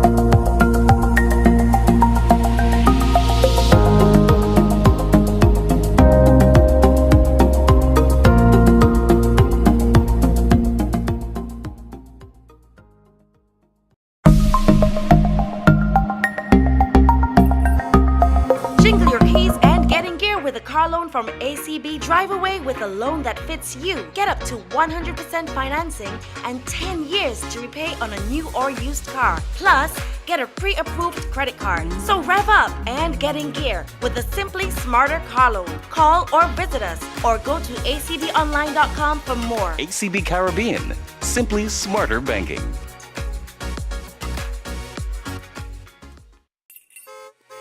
Jingle your keys and get in gear with a car loan from ACB. Drive away with a loan that fits you. Get up to 100% financing and 10 years to repay on a new or used car. Plus, get a pre-approved credit card. So rev up and get in gear with the Simply Smarter car loan. Call or visit us or go to acbonline.com for more. ACB Caribbean, simply smarter banking.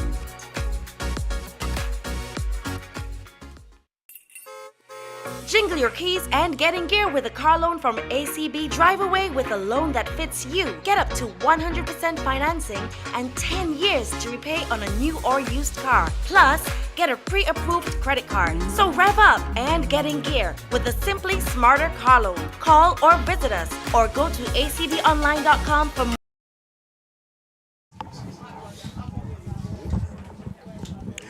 All right, good afternoon, ladies and gentlemen, and welcome back to live coverage of the Sir Vivian Richards, ACB Sir Vivian Richards Thursday League. And we're here in the village of Liberta. My understanding, the first village that got its freedom after emancipation. And as I was told, and just to repeat what I was told, not saying what it is, but this ground was named, the correct name is Barrel of Beef, as this plantation was sold to the slaves for a barrel of beef. But no history, let's get to currency. And so Blackhawks, they made 133 at their time of decrease, and so it's 134 needed for the championship as the first delivery comes in there, and oh, Bang the way. Donkey drop and dealt with accordingly. Good shot.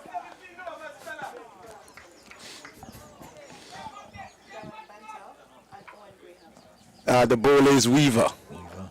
Weaver, so definitely not a good start there by Weaver. A gentle long hop on the leg stump, and Benton needs no second invitation. Probably you're saying he should have hit that for a maximum, but this is what it is.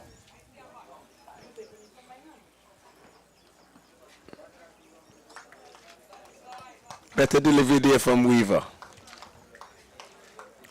I'm just looking at the I'm just looking at the Liberta team, and I'm just trying to see where the bulk of the bowling will come from. I know there's Kareem Agor. I know Kofi James will throw his hand over. I guess Kadeem Phillip will also have a bit. That's 12. 12. Oh, and Amar Nathaniel is also there. So yeah, okay. That's 16. Yeah, they do have quite a bit of bowling depth. Yeah, but a lot of slow bowling though. So it's Owen Graham facing his first delivery, and he is having a wild swing there.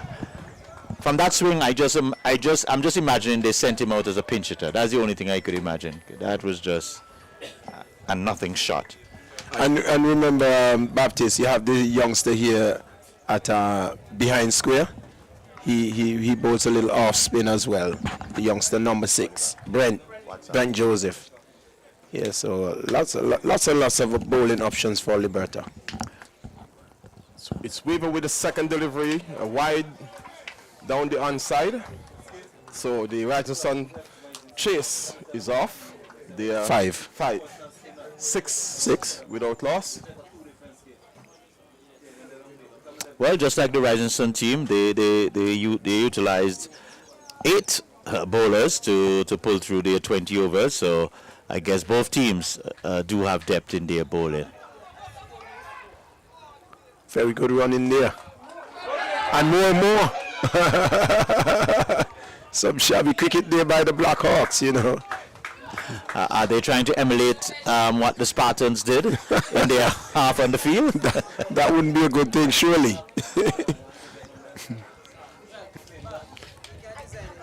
If they would emulate Spartans in the outfield, their fielding would be well below par. Well, let's see. Graham is back in strike. He looks like he's here to get on with it. And he's going over square, but only getting it for a single. So it's obvious that Graham is there to just throw that bat. And that is what he has been doing thus far. Not with any real conviction or confidence so far, but he's trying. He's just probably trying to get them off to a quick start, or maybe like something like about a 40, maybe a 30 from the first 5. 6 runs per over, because the rate is about 6.8 or so. But I wrote from your experience, chasing a modest, I would call that a modest target. I don't think it's overly challenging, just a little over 6 runs and over. What would you, okay, well, but just hold your thought there, I wrote. And so after over number 1, in pursuit of 133 for victory, they are 9 without loss.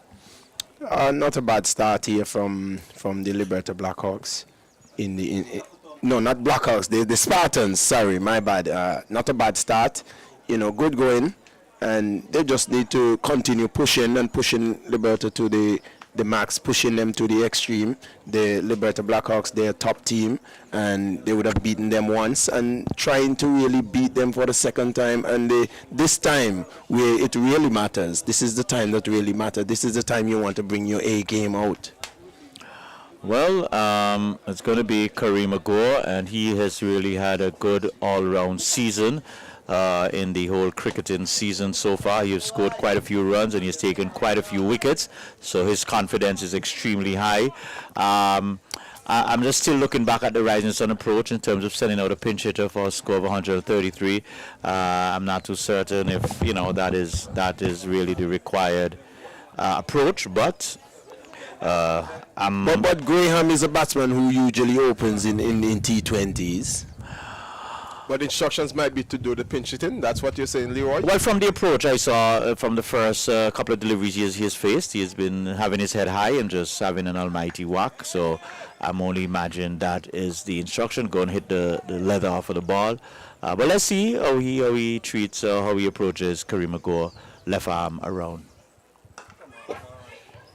Well, had he left that would have been signaled a wide? Well, again, guys, because the intention is to score, he feels he has to go after everything. As you said, that would have been clearly a wide there.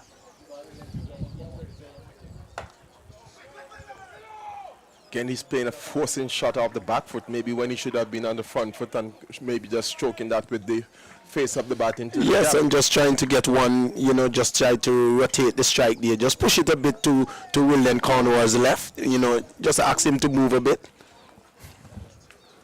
Here is he again off the back foot and forcing shot. Speaking of Wilden Cornwall, there's a Wilden Cornwall Jr. who is on standby for the Leewards on the 19 team. But he's not in the picture here, John, or Ayuts. Well, maybe they travel with the reserves. Okay. Okay. Travel reserves. Okay. Interesting.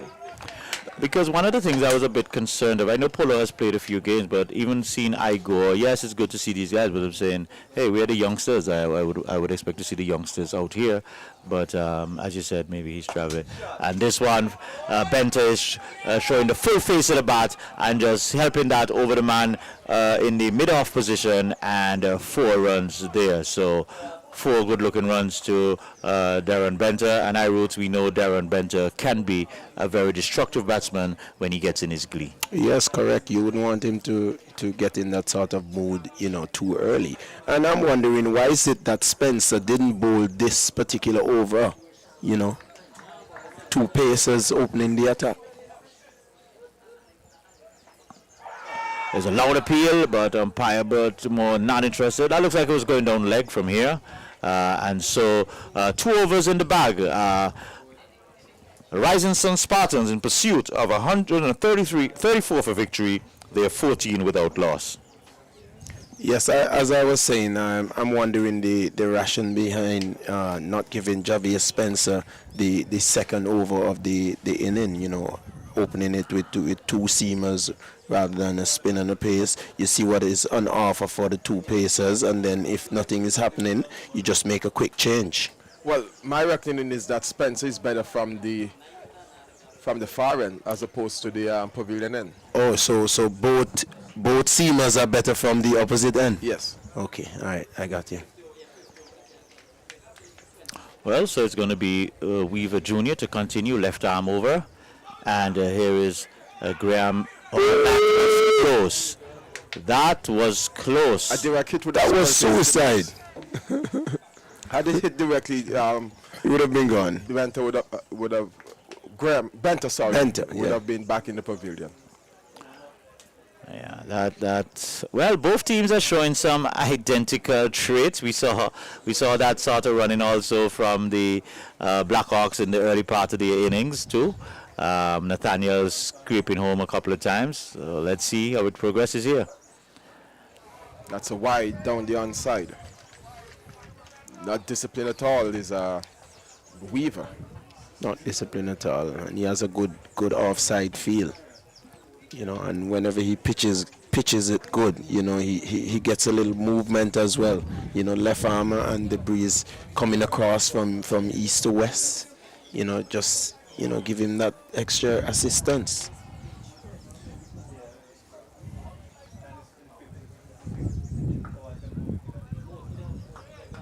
Steered nicely into the gully region for single is Benter.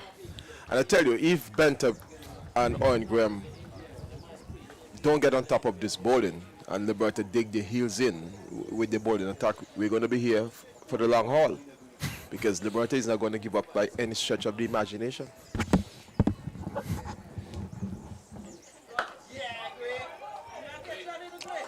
That's it, flat and hard.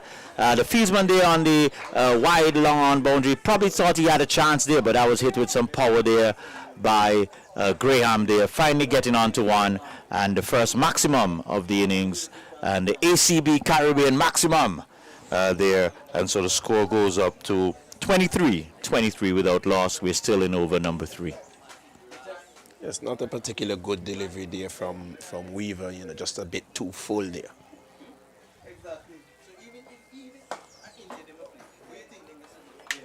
Driving powerfully is Graham, but straight to the fielder. And Go senior go. looking more like Go Junior. Looking good. Well, one of the things he did, if the youngsters are watching it, while he may not have fielded quite cleanly, he put his body on the line. That's and, right. you know, that is a good fundamentals of the game right there for any youngster watching.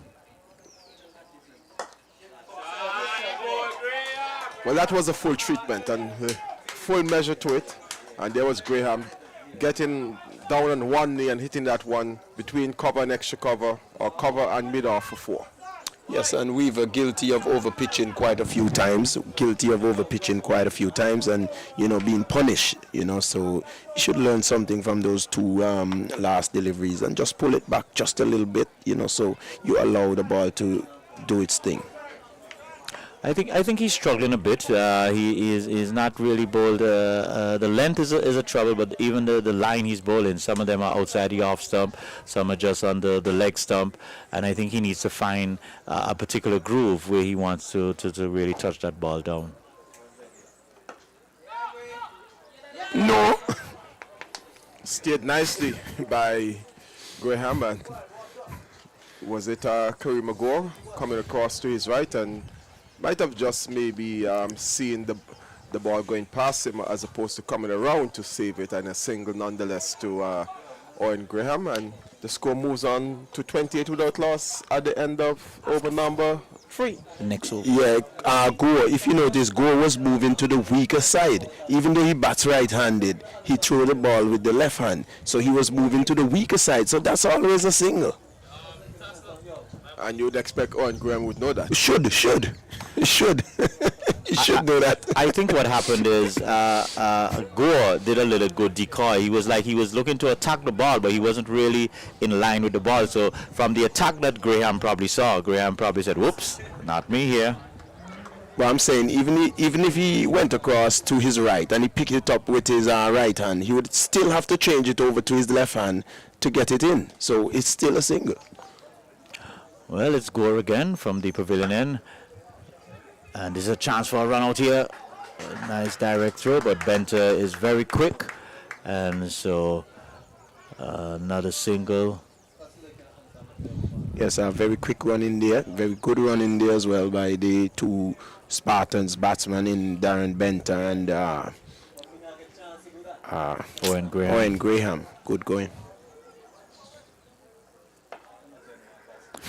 Well, one thing we've seen with both teams in the early part of their batting is that they definitely looking to take advantage of these quick singles. They're trying to score for every delivery, and you know it augurs good for cricket.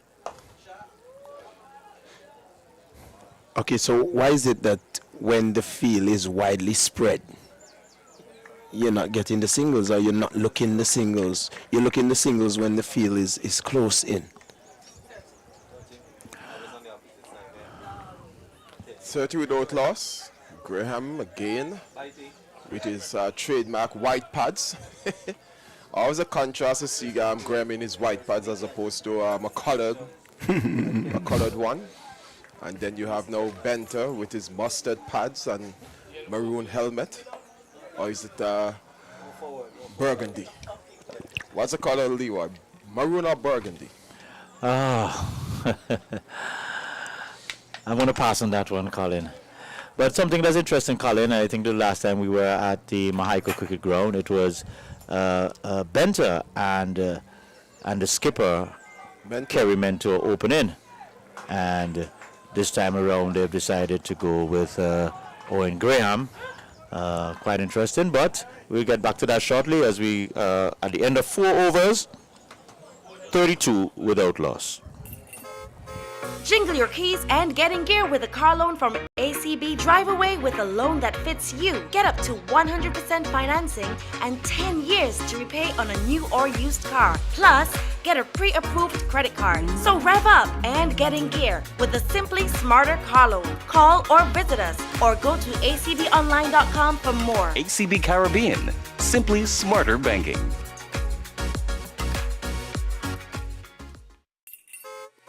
Jingle your keys and get in gear with a car loan from ACB. Drive away with a loan that fits you. Get up to 100% financing and 10 years to repay on a new or used car. Plus, get a pre-approved credit card. So rev up and get in gear with a Simply Smarter car loan. Call or visit us or Good. All right, so welcome back to our viewers. We want to say good afternoon to our viewers joining us on the ABS platform and also on our Facebook and YouTube channel. And so Benter continues on the aggression, slapping the first delivery from Kadeem Phillip to the point boundary. 4 more runs there.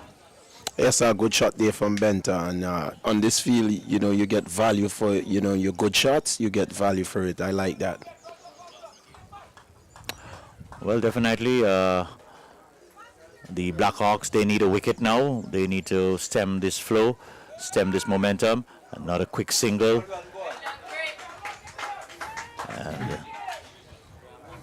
another sharp single there by Benter, and Graham had to put in the dive there in the end just to make sure he's in. well, show some level of commitment also to his batting, to his team, and that's good to see.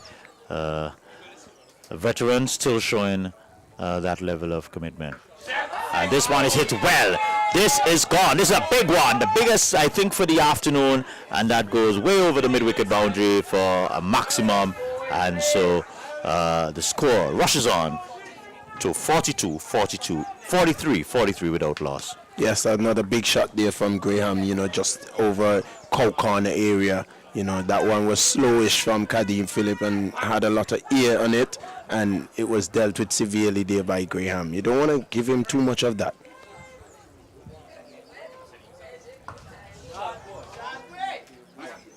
Well, he's tugging this one around safely, in the air, but safely. No chance of a catch there, and a single to him. Owen Graham continues to justify the fate that has been shown in him by the captain to put him at the top of the innings.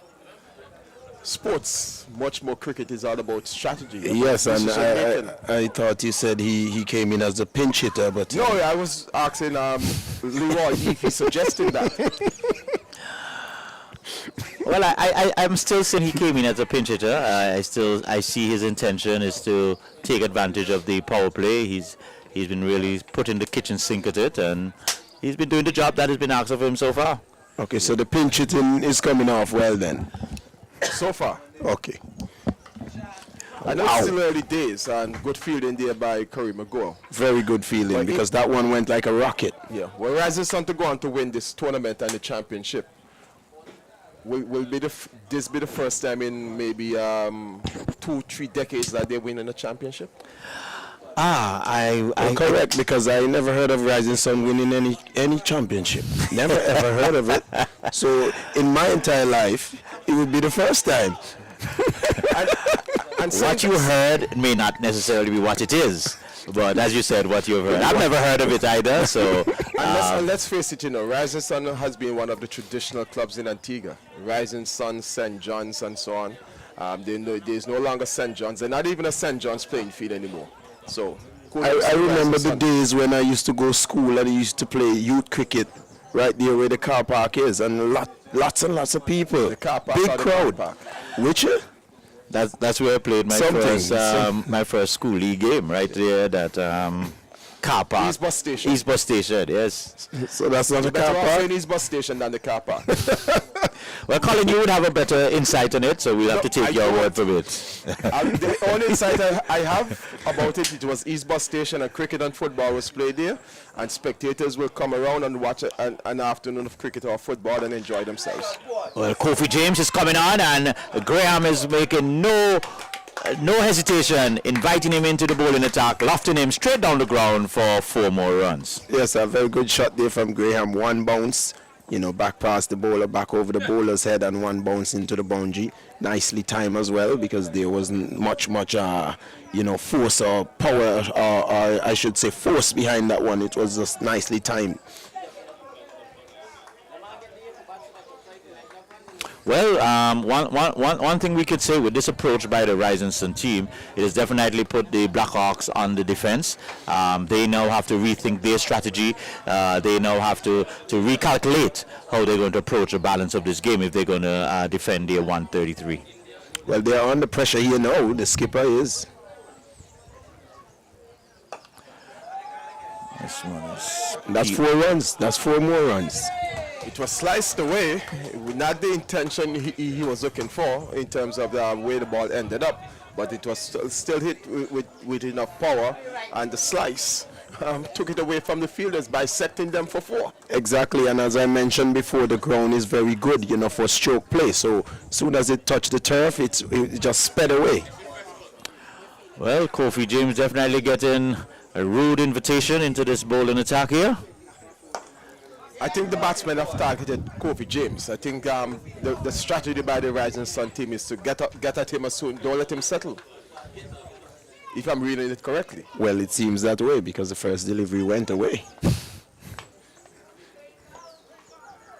Because they know Kofi James is a dangerous bowler, and if he settles into a rhythm, he could really create havoc for the Rising Sun batsmen. So, Colin, he's a dangerous batsman and he's a dangerous bowler, so we can say he's a dangerous cricketer. All round. All round, all righty. And he was also selected for the Patriots, I think. He was also selected for the Patriots in the Caribbean Premier League. Well, it was the St. Kitts Nevis Patriots I was referring to when Karumago came out, but I was so thinking about Leewards as opposed to the St. Kitts Nevis Patriots. And now the PO is gone. Corner. And Colin, in seeing that dismissal, I think last week we spoke about that shot quite a few times, and you did caution about when that shot should be utilized, and it has brought his downfall there.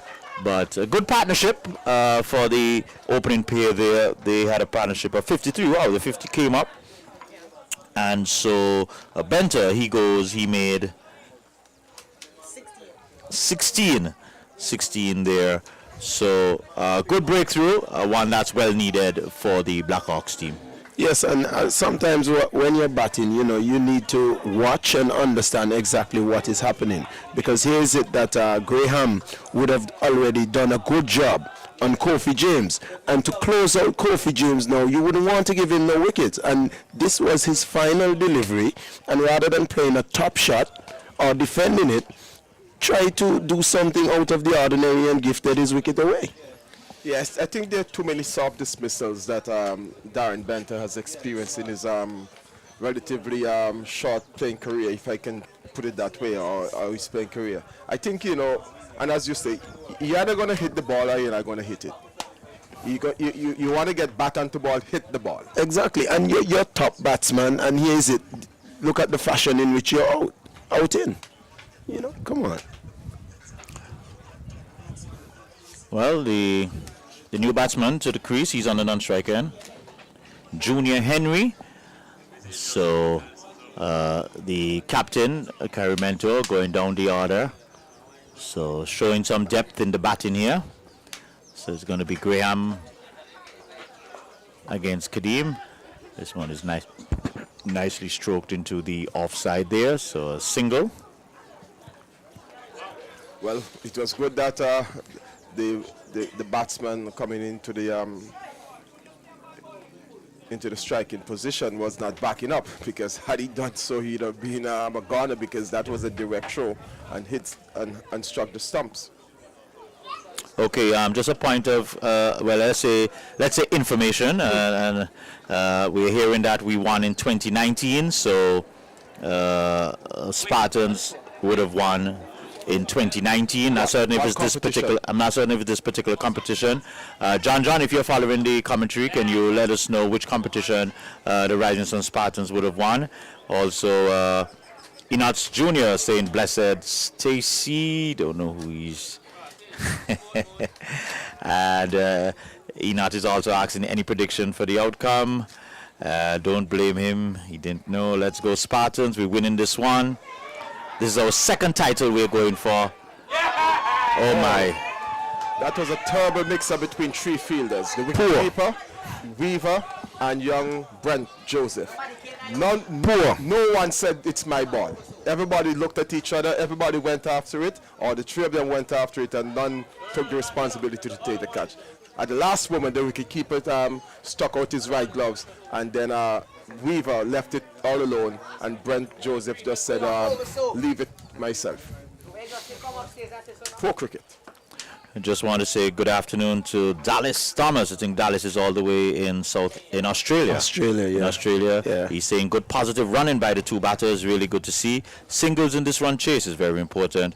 Hansel Philippi say, come on Spartans, you can do better. Well, they're doing quite good now, Hansel. And Stacey Telemark said she's looking. So good to have you guys. Keep the comments flowing as we continue to bring you live coverage here at the Barrel of Beef ballpark.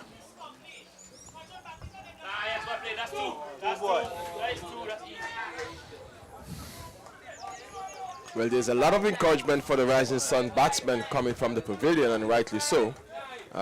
They're really doing well so far, except for the dismissal of Benter and that ill-advised shot that was played by Owen Graham a while ago when he should have been out.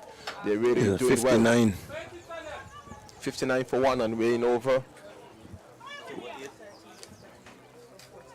So we're moving to 14th? 14 more overs to go. 8 overs to go. Into the 8th over. 7 overs are finished and we're into the 8th over. Are they above the run rate?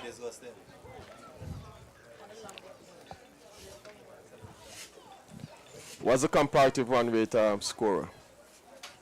So the required rate is 5.7 and the current rate is 8.34. 8.43, sorry. I want to say good afternoon to one of our regular viewers who's always sharing in our comments, Maman Herbert. I think he's all the way in St. Croix. And we also have the #1 Freetown supporter, Margaret Rose, is saying, good afternoon, guys, joining late. Better late than never, Margaret. Good to have you on board. Who's she supporting this week? Well, we're sure it's going to be the Spartans. She was behind she was behind Mahaiko last week. Yeah, so Margaret, you need to tell us who you're going to support this week. And we must find out if she has any relatives in the respective teams.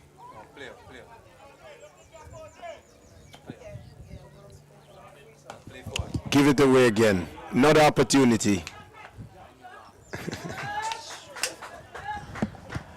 Well, he didn't believe that the fielders should have taken the first one. He tried a second time, and this time the wicketkeeper Joshua Thomas accepted it. So Owen Graham goes, not an indigenous shot, and he goes for, what's his score? 37 from 22 balls. Rising Sun 60 for 2 in over number 8. Chasing 130. 130.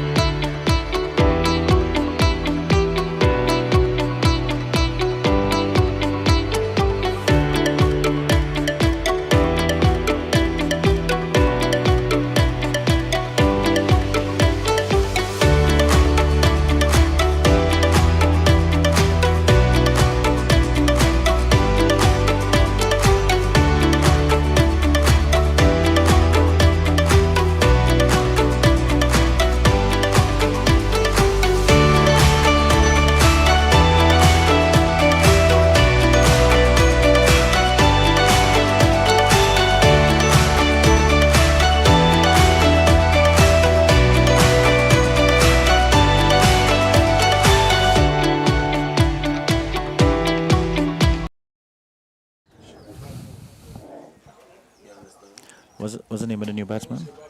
We're back now? All right, so welcome back again, guys. And so the new batsman going out there. Martin Singh. Martin Singh? No, Charles. No, that's Melvin Charles. Charles, yeah. Melvin Charles. Martin singing So who's fine? Who's the non-striker? Okay, so it's Melvin Charles there, and nicely driven down the ground.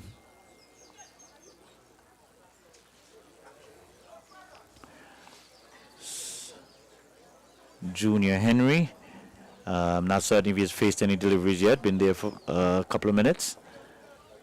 As Kofi James had a little rough treatment in his first over, trying to pull it back for his team.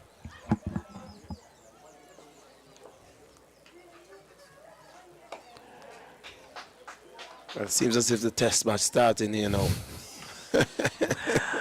Well, let's just give the update. So we have now completed 9 overs, 8 overs, and the score is 61 for 2, 61 for 2. The batsmen at the crease, Junior Henry and Melvin Charles. Both batsmen on 1. 70 odd more runs it is. Scorer, is it 70 odd more runs from what, 12 overs? Okay. Yeah, still gettable, but you need to be scoring in order to get that. Yeah, can't have too many dot balls. You know, you need to rotate the strike and try to hit the odd boundaries as well. So it's Phillip again, and this one is nicely driven onto the onside, turned into the onside there by Melvin Charles, and so 2 runs. And I wrote, you can hear the applause from the Spartans team. They know every run is very important here. Exactly, and that's, very good run in there as well. But if they knew that every run was important, they should have saved a lot more. Well, let's see what's happening here. Few hand waving, trying to get the fieldsmen in the correct place. As Kadeem is into Melvin, and that one is kicking up off of a good length there. Yeah, good delivery there from Kadeem Phillip. You need more deliveries like that. This one is wide outside the off. Some Charles having a flash at it. Probably a little extra bunks there, I wrote. Yeah, I think so. That's the reason why he really got away, a little extra bounce.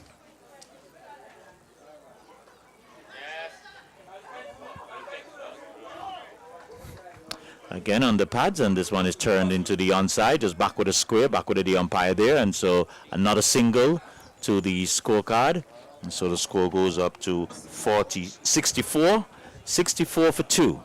Remember, the target is 134, so that makes it another 70 runs or so needed.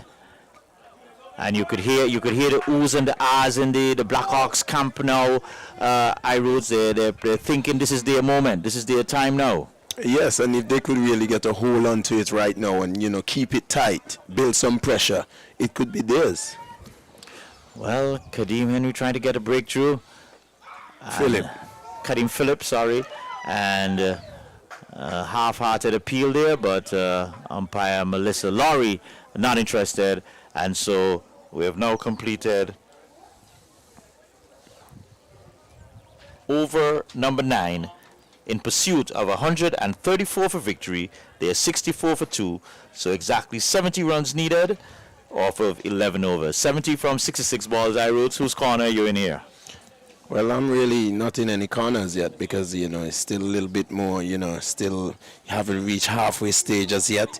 Maybe after 10 overs I could tell you something that would make sense. All right, well, it's still a good game. I believe I would say that Rising Sun would still be ahead based on balls to runs required. The Blackhawks will be telling themselves if they could get an extra 2 wicket or so, 1 or 2 wicket in the next 2 overs, that should really put them ahead or even on par at that moment. Yes, that's correct, but the Blackhawks would be thinking differently because their last 2 overs didn't yield many runs. So it's like they would want to be building a momentum now, building something on, the past 2 overs, even though they would have been bowling change, they would still want to continue in that vein. Well, the new bowler, that looks like Amar Nathaniel. And so one thing I must say with both teams, they're not afraid to ring in the bowling changes. And so Nathaniel coming from the pavilion end. This is the, how many bowlers have bowled so far? It's over number, this is bowler number what, 5? So the 5th bowler here. And he's not a bad bowler as well, he's a guy who understands exactly what he's doing.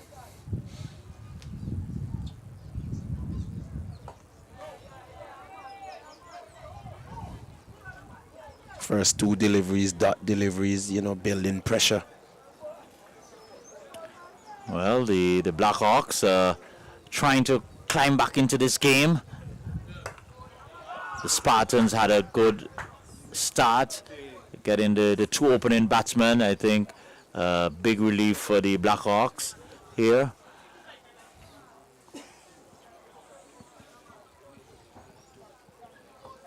But Iro's good to see a few of the spectators are rolling in. And that shot, one boy. is a big one there. So Junior Henry getting into the arc. And big one there. And ACB Caribbean maximum there. Good shot, Iroots. Yes, a very good shot. Just picking it up just from outside the off stump. It was a good length to give it that walk over the cow corner area, and he made good connection. Good shot. Well, let's see what adjustment Nathaniel will make here.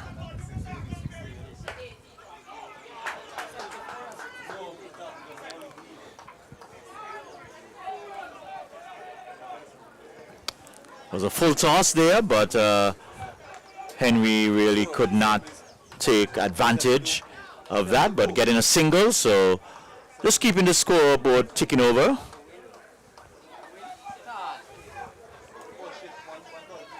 Good to see the children in the park, the outskirt playing a little cricket there. This one is turned nicely into the onside, and they come back for 2. They're pushing and they're coming. Oh, that's going to be some overthrows here.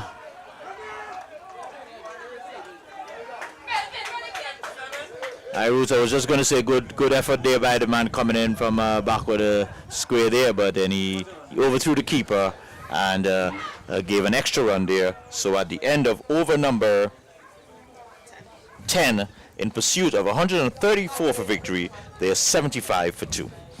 I don't know if you recall the delivery before the new batsman hit the 6 in Junior Henry. Charles was on strike, and the bowler bowled 2 dot deliveries, and the third one passed him just on the left side, which I think he should have stopped.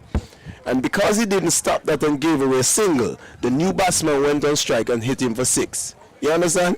So it's very important to save every run. Every run is very important. You understand? And this is why they say in cricket you have to have all facets working together if you're going to be a complete team, a good team. You can bat well, but if you don't feel well, if you don't bowl well, then you lose it there. Correct. Well, another change in the bowling. It's going to be, looks like Ian Gore. So definitely the Blackhawks captain, not shy. I would assume it's Kofi James would be the captain out I there. would want to think so. Yes, so he is not shy of ringing in the changes, really trying everything to get a wicket here. And 75 for 2. 75. yeah, 75 for 2, so 59 runs, 59 more runs needed, 60 deliveries. We got at this moment. Good game. Yeah, good game. It's basically even game. I would just probably give Rising Sun the notch ahead because the task is not too heavy at this moment. Just hit it around. You'll get the odd wide, the odd extra, the boundaries too. So sensible batting should be able to get them through here. Yes, correct. I agree. But Ian Gore, he will have other things in mind. He'll be trying to eat a wicket here for his team. And this one is punched nicely into the offside. Can they come back for 2? They're calling for it, and they come back quite hard. Oh, good effort here. That's a close one. Wow. Not out, says the umpire. I would love to see a replay on that one. Anyway, not out says the Umpire, made that decision very comfortable. As soon as it struck the stump, umpire says not out. Seems as if it was a very easy decision. My little excitement there was he did not slide his bat. And just fanning at that outside the off stump there.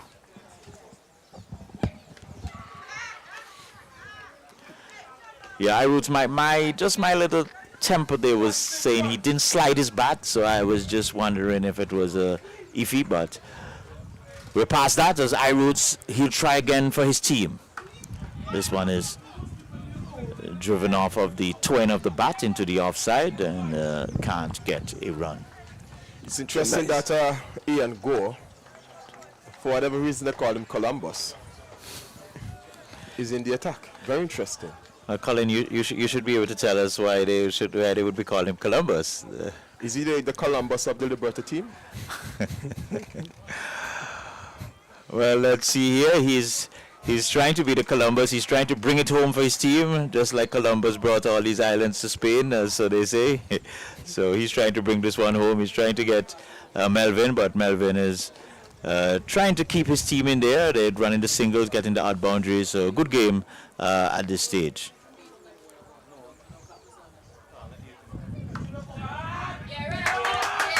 That's a good shot. It will go pretty close to the boundary. But Kareem Ago feeding off his father's bowling. It's preventing a 4, restricting the batsman just to 2. Father and son combination. Isn't cricket such a lovely experience in terms of the things you can see, the things you can talk about? You could be talking about a wedding about cricket and a marriage between the bat and the ball. Wow. Yeah, there are many synergies you could use a line to describe the different facets of life when it comes to cricket. But good batting by this PA here, and so after 11 overs, 80 for 2, so another 54 runs needed from 9 overs. 9 overs, so 54. So it's basically a run a ball, basically. So still batsman's game. Leroy and Anthony, are you familiar with the name Vernie Lake? I've heard it. Yes. In what circles or in what situation?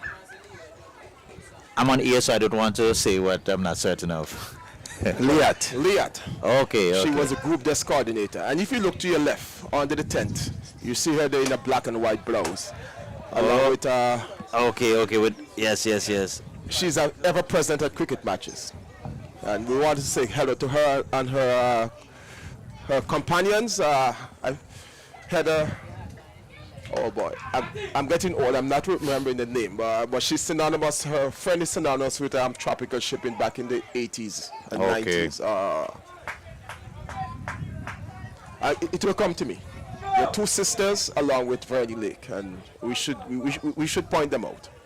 Well, it's good, and as I was saying to iRoots earlier, it's good to see we have quite a bit of support around the field for both teams, and I think Yeah, that's some good one in there. It's Heather Labadie. Heather Labadie, okay, yes, I've Yeah, read she that was name. once the country manager for tropical shipping in Antigua. So she is related to Judy. Not 100%. Not 100%. I know she was married Labadie. I'm trying to remember her maiden title. Heather Mannix. Yes, that's the title I was looking for. Well fielded there by The fieldsman there, let's see his number 4. Who's that fieldsman there, number 4? Good commitment there by the fieldsman. Javier Spencer. Javier hasn't bowled yet. No. I'm wondering if he's injured or it just doesn't go into the game plan for today. I think they're holding him back for the debt if there's going to be such a situation. Well, That really needs to get in some of that dead bowling. No. he won't be getting in for the debt, he'll be getting in for the burial. With only 133 runs, Kale. Here we We need to get every bowler He was in. in a funeral And situation as an analogy for cricket to explain a different stage of the game. Well, very interesting. Ladies and gentlemen, remember you're watching the Sir Vivian Richards ACB Caribbean Sir Vivian Richards Thursday League, and this is an inaugural year in terms of the format being played. It's in the 20-over format, and that is clobbered there by Melvin Charles. So the Spartans keep coming, and really rebuffing that potential attack by the Blackhawks. Yes, another good shot there, just beating the long on and the straightish mid wicket for 4 runs. Well, Nathaniel has been on the receiving end of the treatment he meted out at the top of the innings for Liberta. So 12 overs in the bag, 12 overs, and in pursuit of 135 for victory, 34 for victory there, 89 for 2. Yes, sir. Good.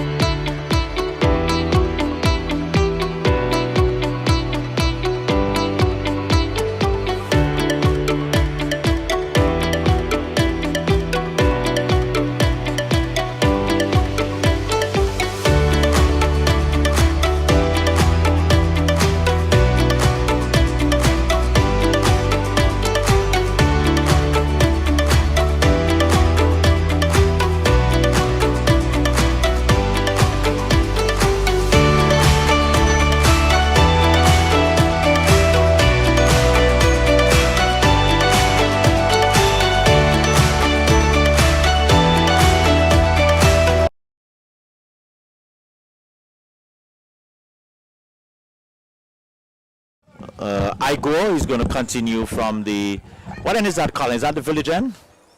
Well, we were referring to it Police as the station. Police station end, and okay, at one okay. point I was calling it the Spencer Supermarket end. And so you pass the police station and reach by Spencer supermarket. Yeah. Or maybe we should call it the Cana Moravian Church end. Okay, oh Not my, Cana, all right. sorry, Grace Hill. Grace Hill. Cana is in Sweets. All right. So look at the Moravian churches: Cana, Grace Hill, Grace Bay, Grace Bay, yes. in Old Road. This one is nicely played off of the pads here. About 2 bunks to the man on the boundary. Good fielding also. So good little cricket there. What's your religion, I would say? Are you an Anglican, a Pentecostal, a Methodist? Human. Are you saying that you don't attend church on a Sunday or Saturday? Some people just attend church on Sundays and Saturdays, but they're not living what they went there No, for. I'm asking you, what do you do? I don't go there. But you read the Bible. That's right. I have my own church. You know, some people have church for profit. That's what I'm talking about, and I'm not contributing to that. Let me end there before I get myself in any trouble, if I'm As not I in trouble go- already. Trying to slow one there, but it was wide, so Melvin was able to throw the bat at it, but just getting a single. But at this stage, singles are quite good enough for the Rising Sun. It's the Blackhawks who are under pressure. They need to take wickets and to bowl a few dot balls in the midst here. Would you say not even a prayer can save Liberta at this stage? Well, I'm a man who believes in prayer, and I know prayer can help them. Remove mountains. This one is pulled by Junior Henry there.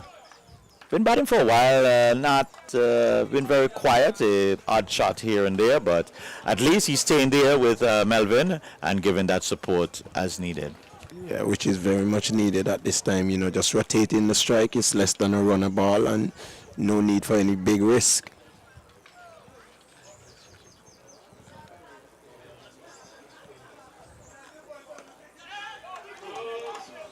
For a moment, I thought he was getting too much inside of his wicket there.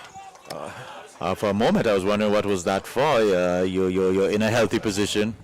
You're in a good position. There was no need for that, but it was effective nonetheless. And so after over number 13, in pursuit of 134 for victory, they are 94 for 2. So my maths tell me 40 runs from about 7 overs. So 40 runs from 42 legal deliveries. Colin, where do you think this is going? Definitely Rising Sun's way. Championship seems to be heading west rather than staying in the southeast. Heading into the town. And you know, when you speak of Rising Sun, you have to remember the late from Master's House fame. I'm really losing my memory to some extent here, John.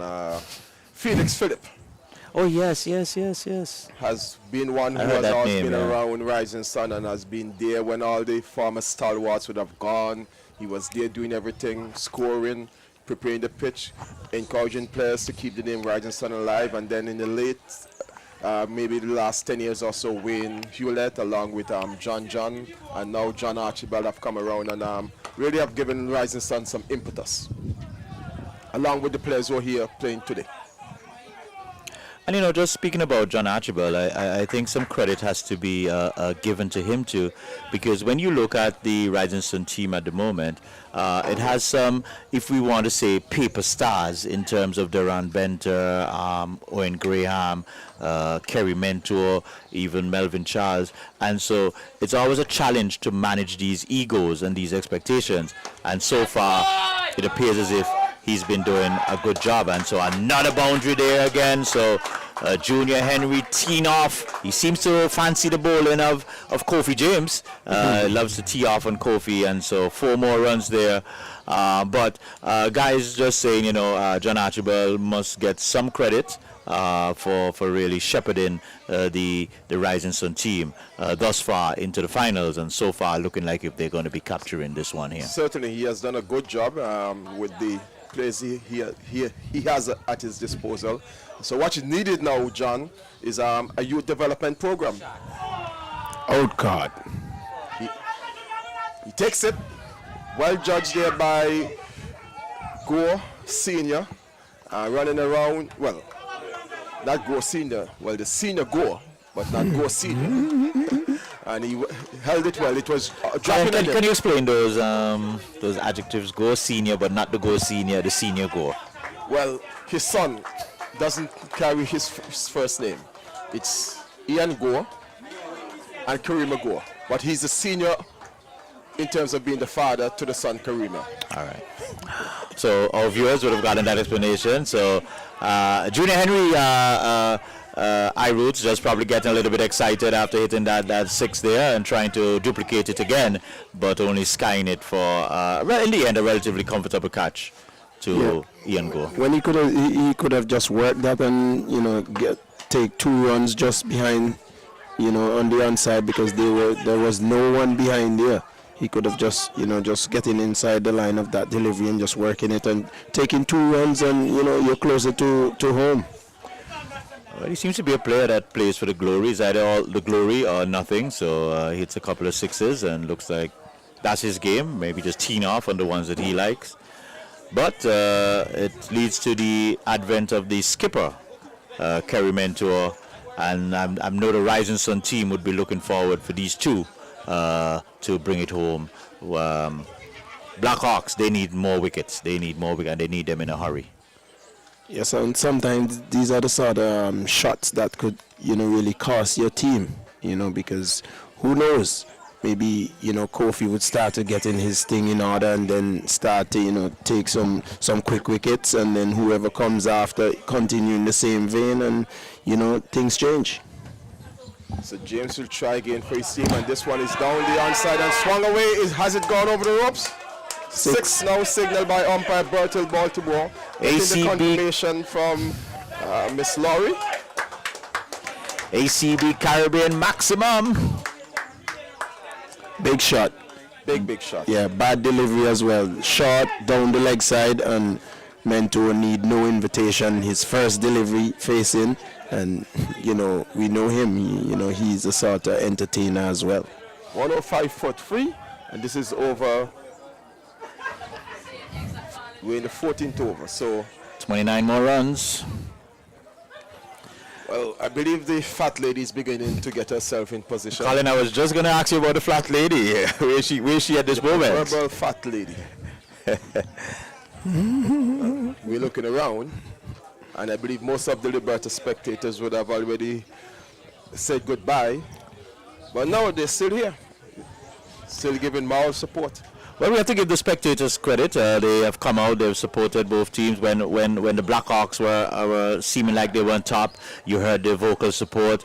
The Rising Sun, you're hearing the vocal support for them now. So it's good to see, because that's what cricket needs as a player. And I think you could speak to this quite a bit. Being on the field, when the support is out there, it does give you some energy, some vibes to really go there and perform. Yes, support is very important. When you have those guys behind you, you feel really good. It gives you confidence as well, and you would also sometimes they could put pressure on you as well, because with them being there and shouting the sort of things that they would like, sometimes it's difficult for you to give them it, and sometimes it creates some pressure, but you have to just suck that pressure up and maintain your composure and do the things that you have to do, or the things that you would have been doing to get you to that level where you are. And and okay, before I come off of that point, because even sometimes, I know for one, I take when the opponents are heckling me or getting at me, I normally take that as motivation. That is what I strive on, and I think that's what sometimes the players have to do. Even when you're being heckled, when you're being gestured at, use that as motivation to rise above the top. Well, that's what it should be, because that's how I used to take it as well, but in the new generation kind of cricket, they do things different, I see sometimes they do it totally different to how we used to do it, and I don't know how they go about getting it done, but that's their way. Well, just really nice looking around the field, seeing the youngsters running around.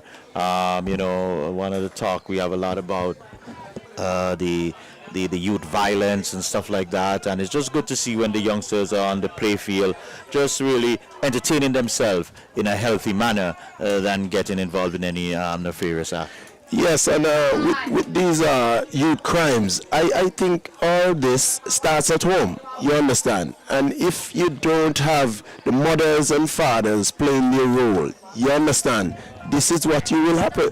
This is what you will have happening. Youngsters going astray. No guidance. And who are the better ones to guide their kids? The mothers and the fathers, the parents. And when the community see the job that you're doing, it also helps the community to mold your child as well. You understand? So we have lost the real, guidance in the homes, and that's where the thing is broken up. I think, honestly. Viewers, just to remind you, there's a little hold up in play. The ball seemed to have went on a permanent vacation, and so a replacement ball has just been had. But yes, gentlemen, I think it's a very serious concern for all of us as Antiguans and Barbudans. And I have to agree with you 100%, Iroots. I think it starts in the home. I think we have too many children parenting children, and they themselves are not developed into parenthood. And some of the things you see in the community, you can't question some of the results you end up having. Yes, because here is it. How can I have my child going out there and causing trouble, fighting, and everything is okay? Can't be. Everything can't be okay. My child going out there and causing problems? No, I don't want that. That's embarrassment. You understand? So I don't know. I don't know how they go about dealing with it. I'm not into that. Yeah, but it's going to take a lot of community effort. I think it really has to come from within the community. We have to really start to find these community initiatives, activities to pull the families together. We're too fragmented, and I know, yes, everybody's trying to hustle, make a dollar, but we have to find that way. Colin, I don't know if you want to just chip in quickly on this discussion while we wait for the resumption of play. All I can say, ditto. I agree completely with everything you guys have been saying, and we have virtually lost the village, and they say it takes a village to raise a child. Where's the village come spirit? Where's the village life? Everything is a fet after fet after fet after fet after fet. Is that a new And song? I have nothing against That's a new song, you be No, I'm calling from Iowa, George. I have nothing against fetting, because I like my partying and I like my socializing and so on, and that's the word I should be using. Where's the socializing? Where's the camaraderie? Where's the village togetherness? You can hardly have a function in the community now and you get 50 people to come. True. What you call a fet at nowhere place, and it's cock. All right, well, guys, we will get back to that if there's an opportunity, but the play is about to resume. And whose advantage here? With that little lull in play, would you say the advantage kind of goes to the Blackhawks team or the Rising Sun team? If they were to take a wicket in the next ball or two. But One thing I love with cricket, it's after the results is always happens. Then is when the evaluation is done. Yes. But you must say that Rising Sun are still in the driver's seat. Well, way in the driver's seat. It's 5:45 in Antigua and Barbuda, and they're driving home comfortably. This one is wide and it's sliced off on the outer part of the bat. Don't think it'll have the legs to reach the boundary, but they'll be able to come back for 2 runs comfortably. Oh, my poor piece. Okay. If a novice were to hear you talking about the ball didn't have the legs, he'll be wondering, wait, since when the ball can have legs? And that's what I like about the language, the satire, the pun in terms of cricket commentary. Mentor having a wild swing. Well, it seems like Mentor has come out to finish his game in a couple of overs. He probably has somewhere fast cricket in a hurry to go. He's the captain. He knows it. So the end of over number 14?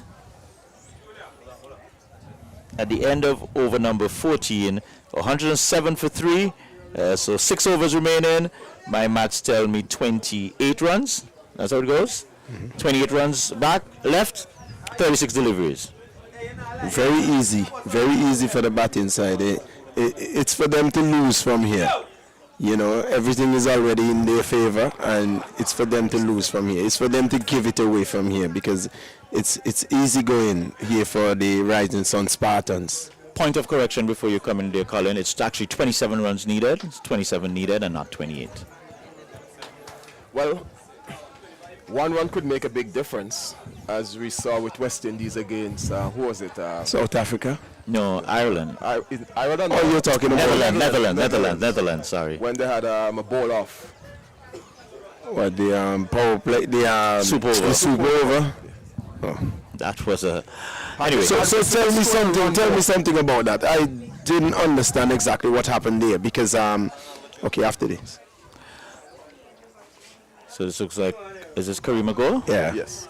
So Kareem Ago, now he switches in. He's coming now from the police station end. I believe Javier Spencer is injured. Must be injured, yes. There's no way that he would be out there and not bowling. And much so his team Wow, what shot was that? That was like a little check drive, and Ended up being a very good shot. Initially, he did not get to the pitch of the delivery. He was already through the shot, and then he had to carry through. And luckily for him, it went wide of Kadim Phillip in the air and 2 runs. so 2 more runs to the scorecard. Score goes up to 110. 109. 109. And this one is in the gap again. And that one looks like it has a leg. 4 runs. That was well timed there, guys. Beautiful shot, you know, bisecting the gap there. Beautiful, through the covers, off the back foot. That's Melville Charles. Guys, Looking the player that I've heard about many years ago. if Rising Sun goes on to win this game, this is going to be a very huge win. You're coming into the backyard of one of the toughest teams in Antigua and really making it look quite simple and easy. Wow. Credit to the players, credit to the coaching staff, and credit to the management team. Most definitely, yeah. We got to big up John, who has taken on, wow, two runs. So,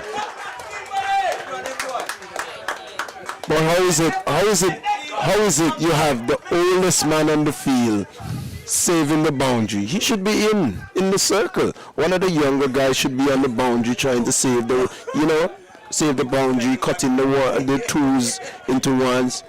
Come on. Gonna go again. That one is wide, but this time he's slapping it straight to the man in a cover position there. So another run to the score. So the scorecard is really racing. 116 for 3. 116. Is that a superstitious number? Another 18 required. Nicely driven by Kerry Mentor out to a wide long off position, and so they get a single. So making it look very easy, guys. Well, it is. It is easy because it's less than a run a ball. So it's very easy for the Spartans.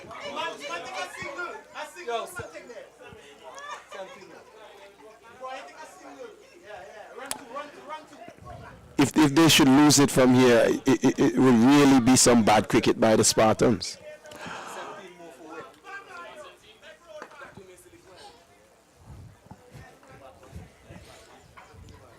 Well, our viewers are asking us to give the sponsors some limelight, and we should. PIC, Liberta Blackhawks, and Wayne's Electrical Services, Rising Sun Spartan. So another over is in the bag. Over number 15, and the score 117 for 3. Kerry Mentor, he's on 9 not out. Melvin Charles, he's 31 not out. Yeah, so it's 5 overs to get something like 17 runs. 5 overs to get 17 runs. That's basically a walk in the park. Speaking of the sponsors, I just want to say to Wayne Hewlett, former grammarian like myself, Wayne. I want to discuss something with you. Give me a call if you're listening. Give me a call at 786-0115. 786-0115. I want to discuss something with you. So you're saying you only speak with winners to the winners? No. This has nothing to do with the game. It's a business. It's a business transaction. But nothing is wrong in speaking to the winners. No, nothing. I just want to get it from you. You just tell me yes. Just say yes. I deal with winners and not losers.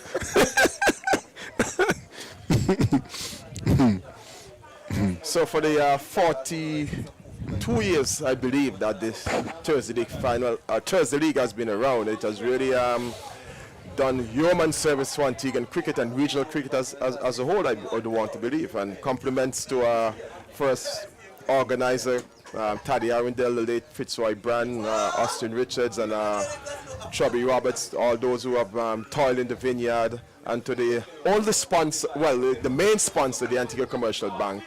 Want to say big up to them. Now on ACB Caribbean. Well, while not on board, I remember also hearing in the early days the American Airlines Thursday League competition. So That's right. while they're not on board, but we still have to give them a little kudos because they would have helped to sow the seed to germinate to where it is at this moment. But it's Karim Phillip trying to do something for his team, but not finding any magic today, not getting. And the partnership about that sponsorship, I'll wait after this delivery. That might run away into the boundary. Yes, it does. So it's all going Rising Sun way. Not really where he intended to go, getting a thick outside edge, and the ball running away to a vacant third man position for 4 more runs. So you had a situation where the Parish League would tour North America every August or every summer, going right through until Labor Day in Brooklyn. And American Airlines was the carrier of choice. So it was a sort of a trade-off. All right, so Colin again filling the gaps in for us, the young brain like mine who have no knowledge of that. And I'm sure viewers very much appreciative And if I'm of not this mistaken, information. Leroy, the first country manager for American Airlines was a guy called Johnny David. And a soft dismissal here, doing much of the hard work and then just giving it away. And can't we say that is just the epitome of West Indies cricket? And so Melvin Charles, he goes, caught there at a short mid wicket that looks like Kofi James taking the catch. And so might be a little bit too late for the Blackhawks, but another wicket goes down. Yes, we don't like things easy. We like to make it hard. Yes, that's a typical example of what I'm talking about. Easy game, and here's it. I don't like it so easy. I want it to be a little bit more tougher than that. After doing all the hard work. Yes, give it away. Give it away. Well, Hansel Phillip is saying, Spartans, it's high time you win something. Well, Hansel, they said that we've been told that in 2019 they won one of the competitions, not certain which one, still trying to ascertain which one it was. I think it must be the Thursday League. I think you remember when we were carrying the game down at just before the COVID. Both of us. And we carried the whole game. Yeah. I think that was it. Yeah, just coming back to me there. Just before the COVID. All right, well, good game. I'd like to hear the team. Yep. So, good innings there by Melvin Charles. How much did Melvin make? Melvin made 35, so good. Well, 35 good-looking runs there. Well, Yes, Leroy, Colin. if people are wondering why my memory stretches so far back, I will just tell you why. In a nutshell, as the batsmen complete the second run from that shot by Carimento. I actually went to ABS radio in 1984 as a teenager, and cricket was always the dominant sport in Antigua, so True. maybe that's why my memory is so fresh when it comes to the Parish League and other cricket aspects. Okay, but remember those days they had the combined Parish League playing in the first class competition? Yes. That used to happen when I was a youngster. And they also had a semi-professional league as well, Okay. sponsored Yes, by several companies. You had OB's something, you had Philip and Philip. There were about four to six teams playing semi-professional cricket in Antigua after the regular season. I would love. And who was responsible for that happening? Parish League again. Taddy? Taddy and Brand. Yeah, I think we did an interview and we spoke about that. I didn't even know about that semi-professional league until doing that interview Keith that Philip day. Enterprises, I think combined Parish League. I can't remember the names of all the teams. I would have to really go and dig into my archives. And I was going through it the other day, but I had to stop after about 6 hours of research. Too many folders, too many papers, too many photos, too many cassettes, too many mini cassettes. Oh my.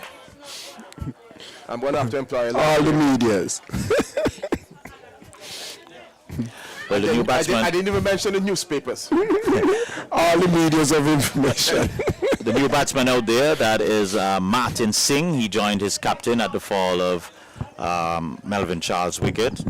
So it's Karim Agor trying to get a breakthrough for his team, but Kerry Mentor standing strong, standing solid. 125 for 4 9 more runs needed. This one is peeling off of a outer half of the bat and just dropping short of the man there at a short third man there.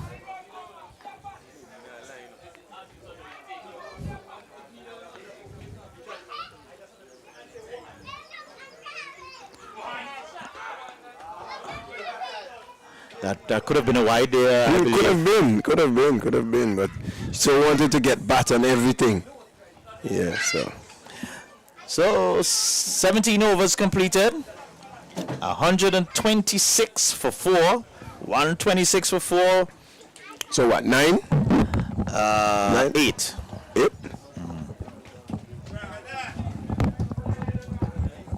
Eight. Yeah.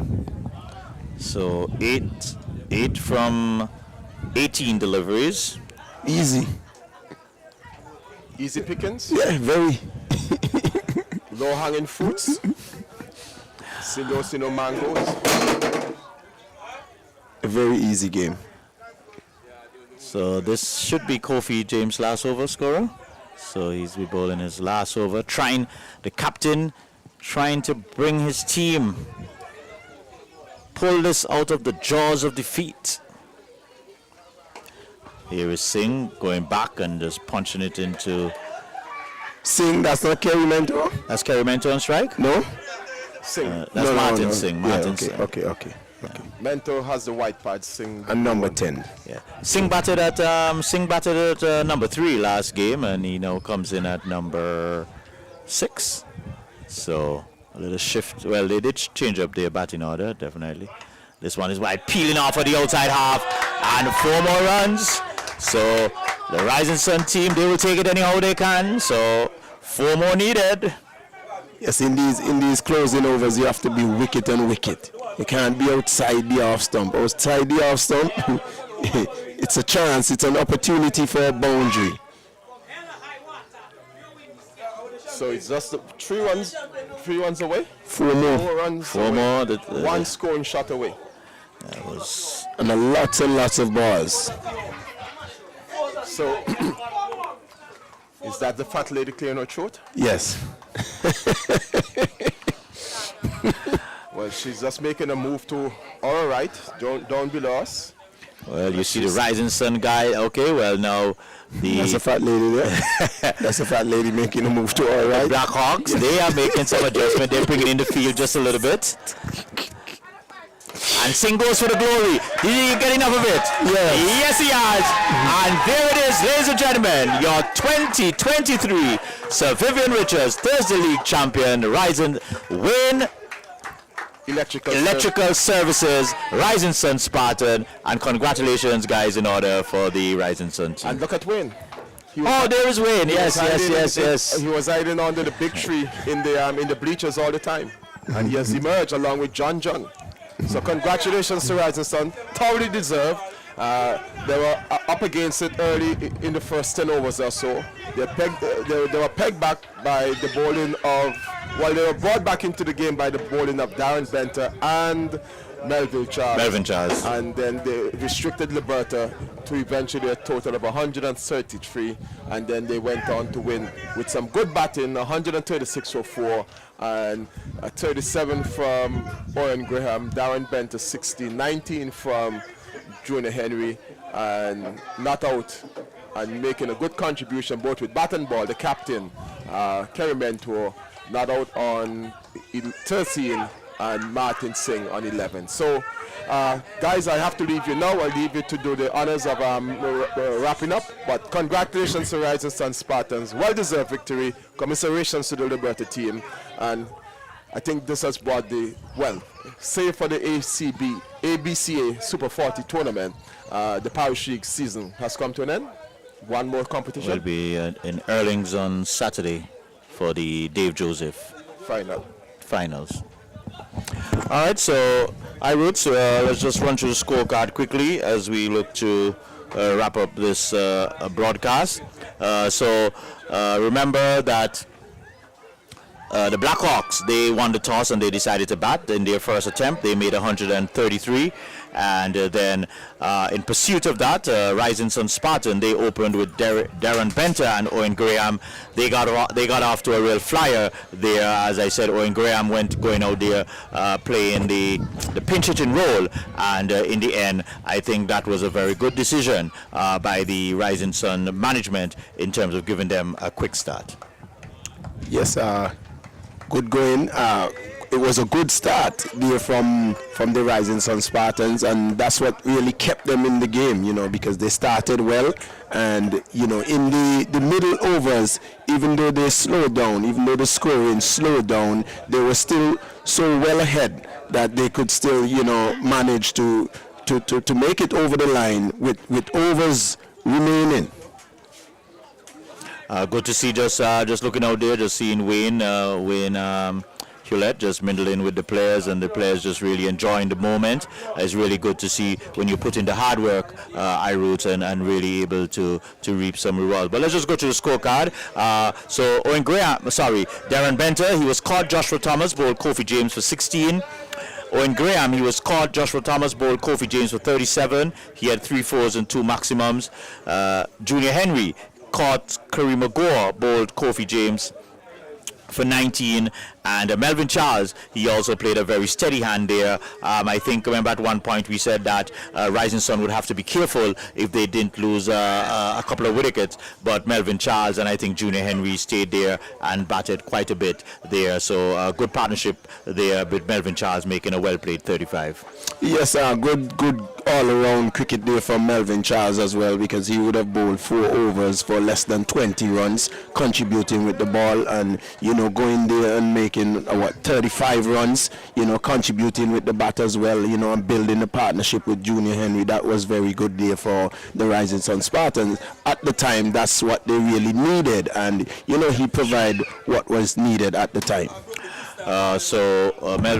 Melvin Charles, he was called. Kofi James bowled Kadeem Phillip for 35. Kerry Mentor, the captain, he came out with Martin Singh, and they put the finishing touches. Kerry Mentor not out on 13, and Martin Singh not out on 11, hitting the last one for a big 6. Bowling for the Blackhawks, Kareem Agor, 4 overs, no maiden, 23 runs, no wicket. Kadeem Phillip, 4 overs, 26 runs, 1 wicket. Kofi James, 3.4 overs, 34 runs, 3 wickets. Good bowling by Kofi James, but I think he's a little bit expensive. Junior Henry seemed to have taken a liking to him, but he got 3 wickets there. Ahmad Nathaniel was a bit expensive, 2 overs, 20 runs. And Ian Gore, 2 overs, 9 runs. So in the end, I would say a comprehensive and comfortable win for the Rising Sun Wayne Electrical Services Rising Sun Spartans, and we must give them kudos. But before we get to Rising Sun, we also must give the PIC Liberta Blackhawks credit. Reaching to the finals is always a big task, and they did make a good representation of themselves here.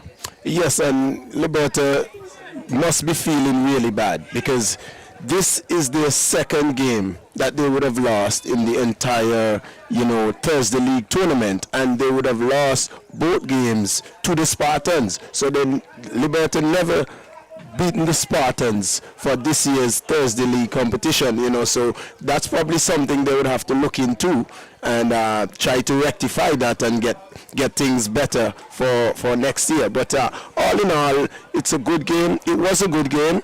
Good cricket. It didn't really started well for both teams, but ended well for the Spartans. And I must say the ground in itself, you know, looking really good. So kudos to the Liberta Blackhawks. Their management and everything, they feel is really looking well. And the pitch, I must say, played well. You know, it was good for batting, good for bowling. So, you know, all in all, Liberta Blackhawks, they're doing a very good job, and I'm asking them, just keep doing what you're doing. You know, when you're doing good, only thing you could do is improve from there, so keep doing the good work. But now I just want to focus on Rising Sun just a little bit. We got to give them kudos. You're coming into, if you want to say, the Big Dog Park, and you basically manhandle them. and so a lot of credit has to go to the Spartans, the preparation, as we spoke about earlier, the management, the coach. Good job to them, good kudos to them for really able to come inside here and really just take it by the scruff. As you said, yes, they fielded a little poorly, maybe they were a little bit nervous, not warmed up as you said, but after they got into their groove, they really took the game by the scruff and they really controlled the last, I would say, 3/4 of the game. Yes, and as I mentioned before, they came into this game with a lot of confidence. Even though Liberta, is a big team, they would have come into this game thinking we are the team that would have beaten Liberta Blackhawks in the preliminary round, so here's it, we can beat them again. And I think that was the confidence that they came into this game with, and it paid off pretty well for them, and kudos to the Spartans, good cricket, and take the championship home, whatever money is on hand, take that as well. And there should be some drinks, I think the organizer of the Parish League, maybe should have had just a little cooler, just for the winners, even not, if not the two finalists, at least the winner, you could get a drink each, to show that, Show the appreciation. That's right.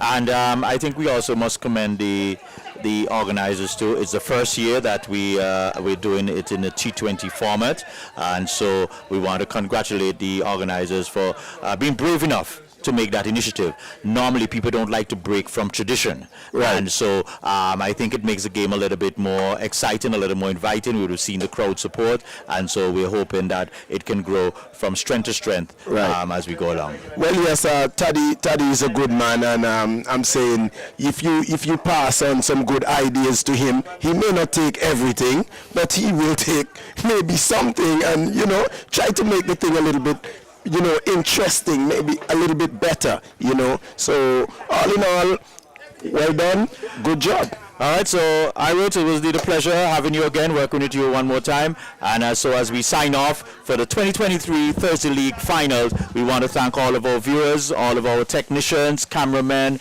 Arden, Clady, the other couple gentlemen that worked along with us. Thanks ABS for carrying our feed. We want to just ask everyone to stay safe, be good, and hopefully we should be back, I believe, on Saturday at the Erlings Cricket Field. I believe we should be back bringing you some more live Parish League cricket. So on behalf of Colin James, iRoots, I'm Leroy John Baptist signing off. Have a good evening, everyone. Stay safe. Jingle your keys and get in gear with a car loan from ACB. Drive away with a loan that fits you. Get up to 100% financing and 10 years to repay on a new or used car. Plus, get a pre-approved credit card. So rev up and get in gear with the Simply Smarter car loan. Call or visit us or go to acbonline.com for more. ACB Caribbean, simply smarter banking.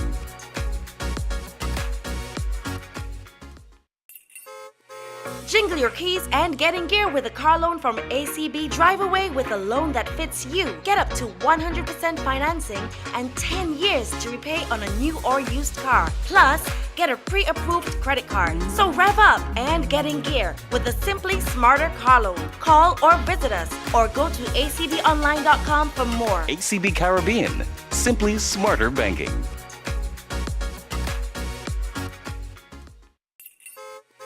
Jingle your keys and get in gear with a car loan from ACB. Drive away with a loan that fits you. Get up to 100% financing and 10 years to repay on a new or used car. Plus, get a pre-approved credit card. So rev up and get in gear with the Simply Smarter car loan. Call or visit us or go to acbonline.com for more. ACB Caribbean, simply smarter banking.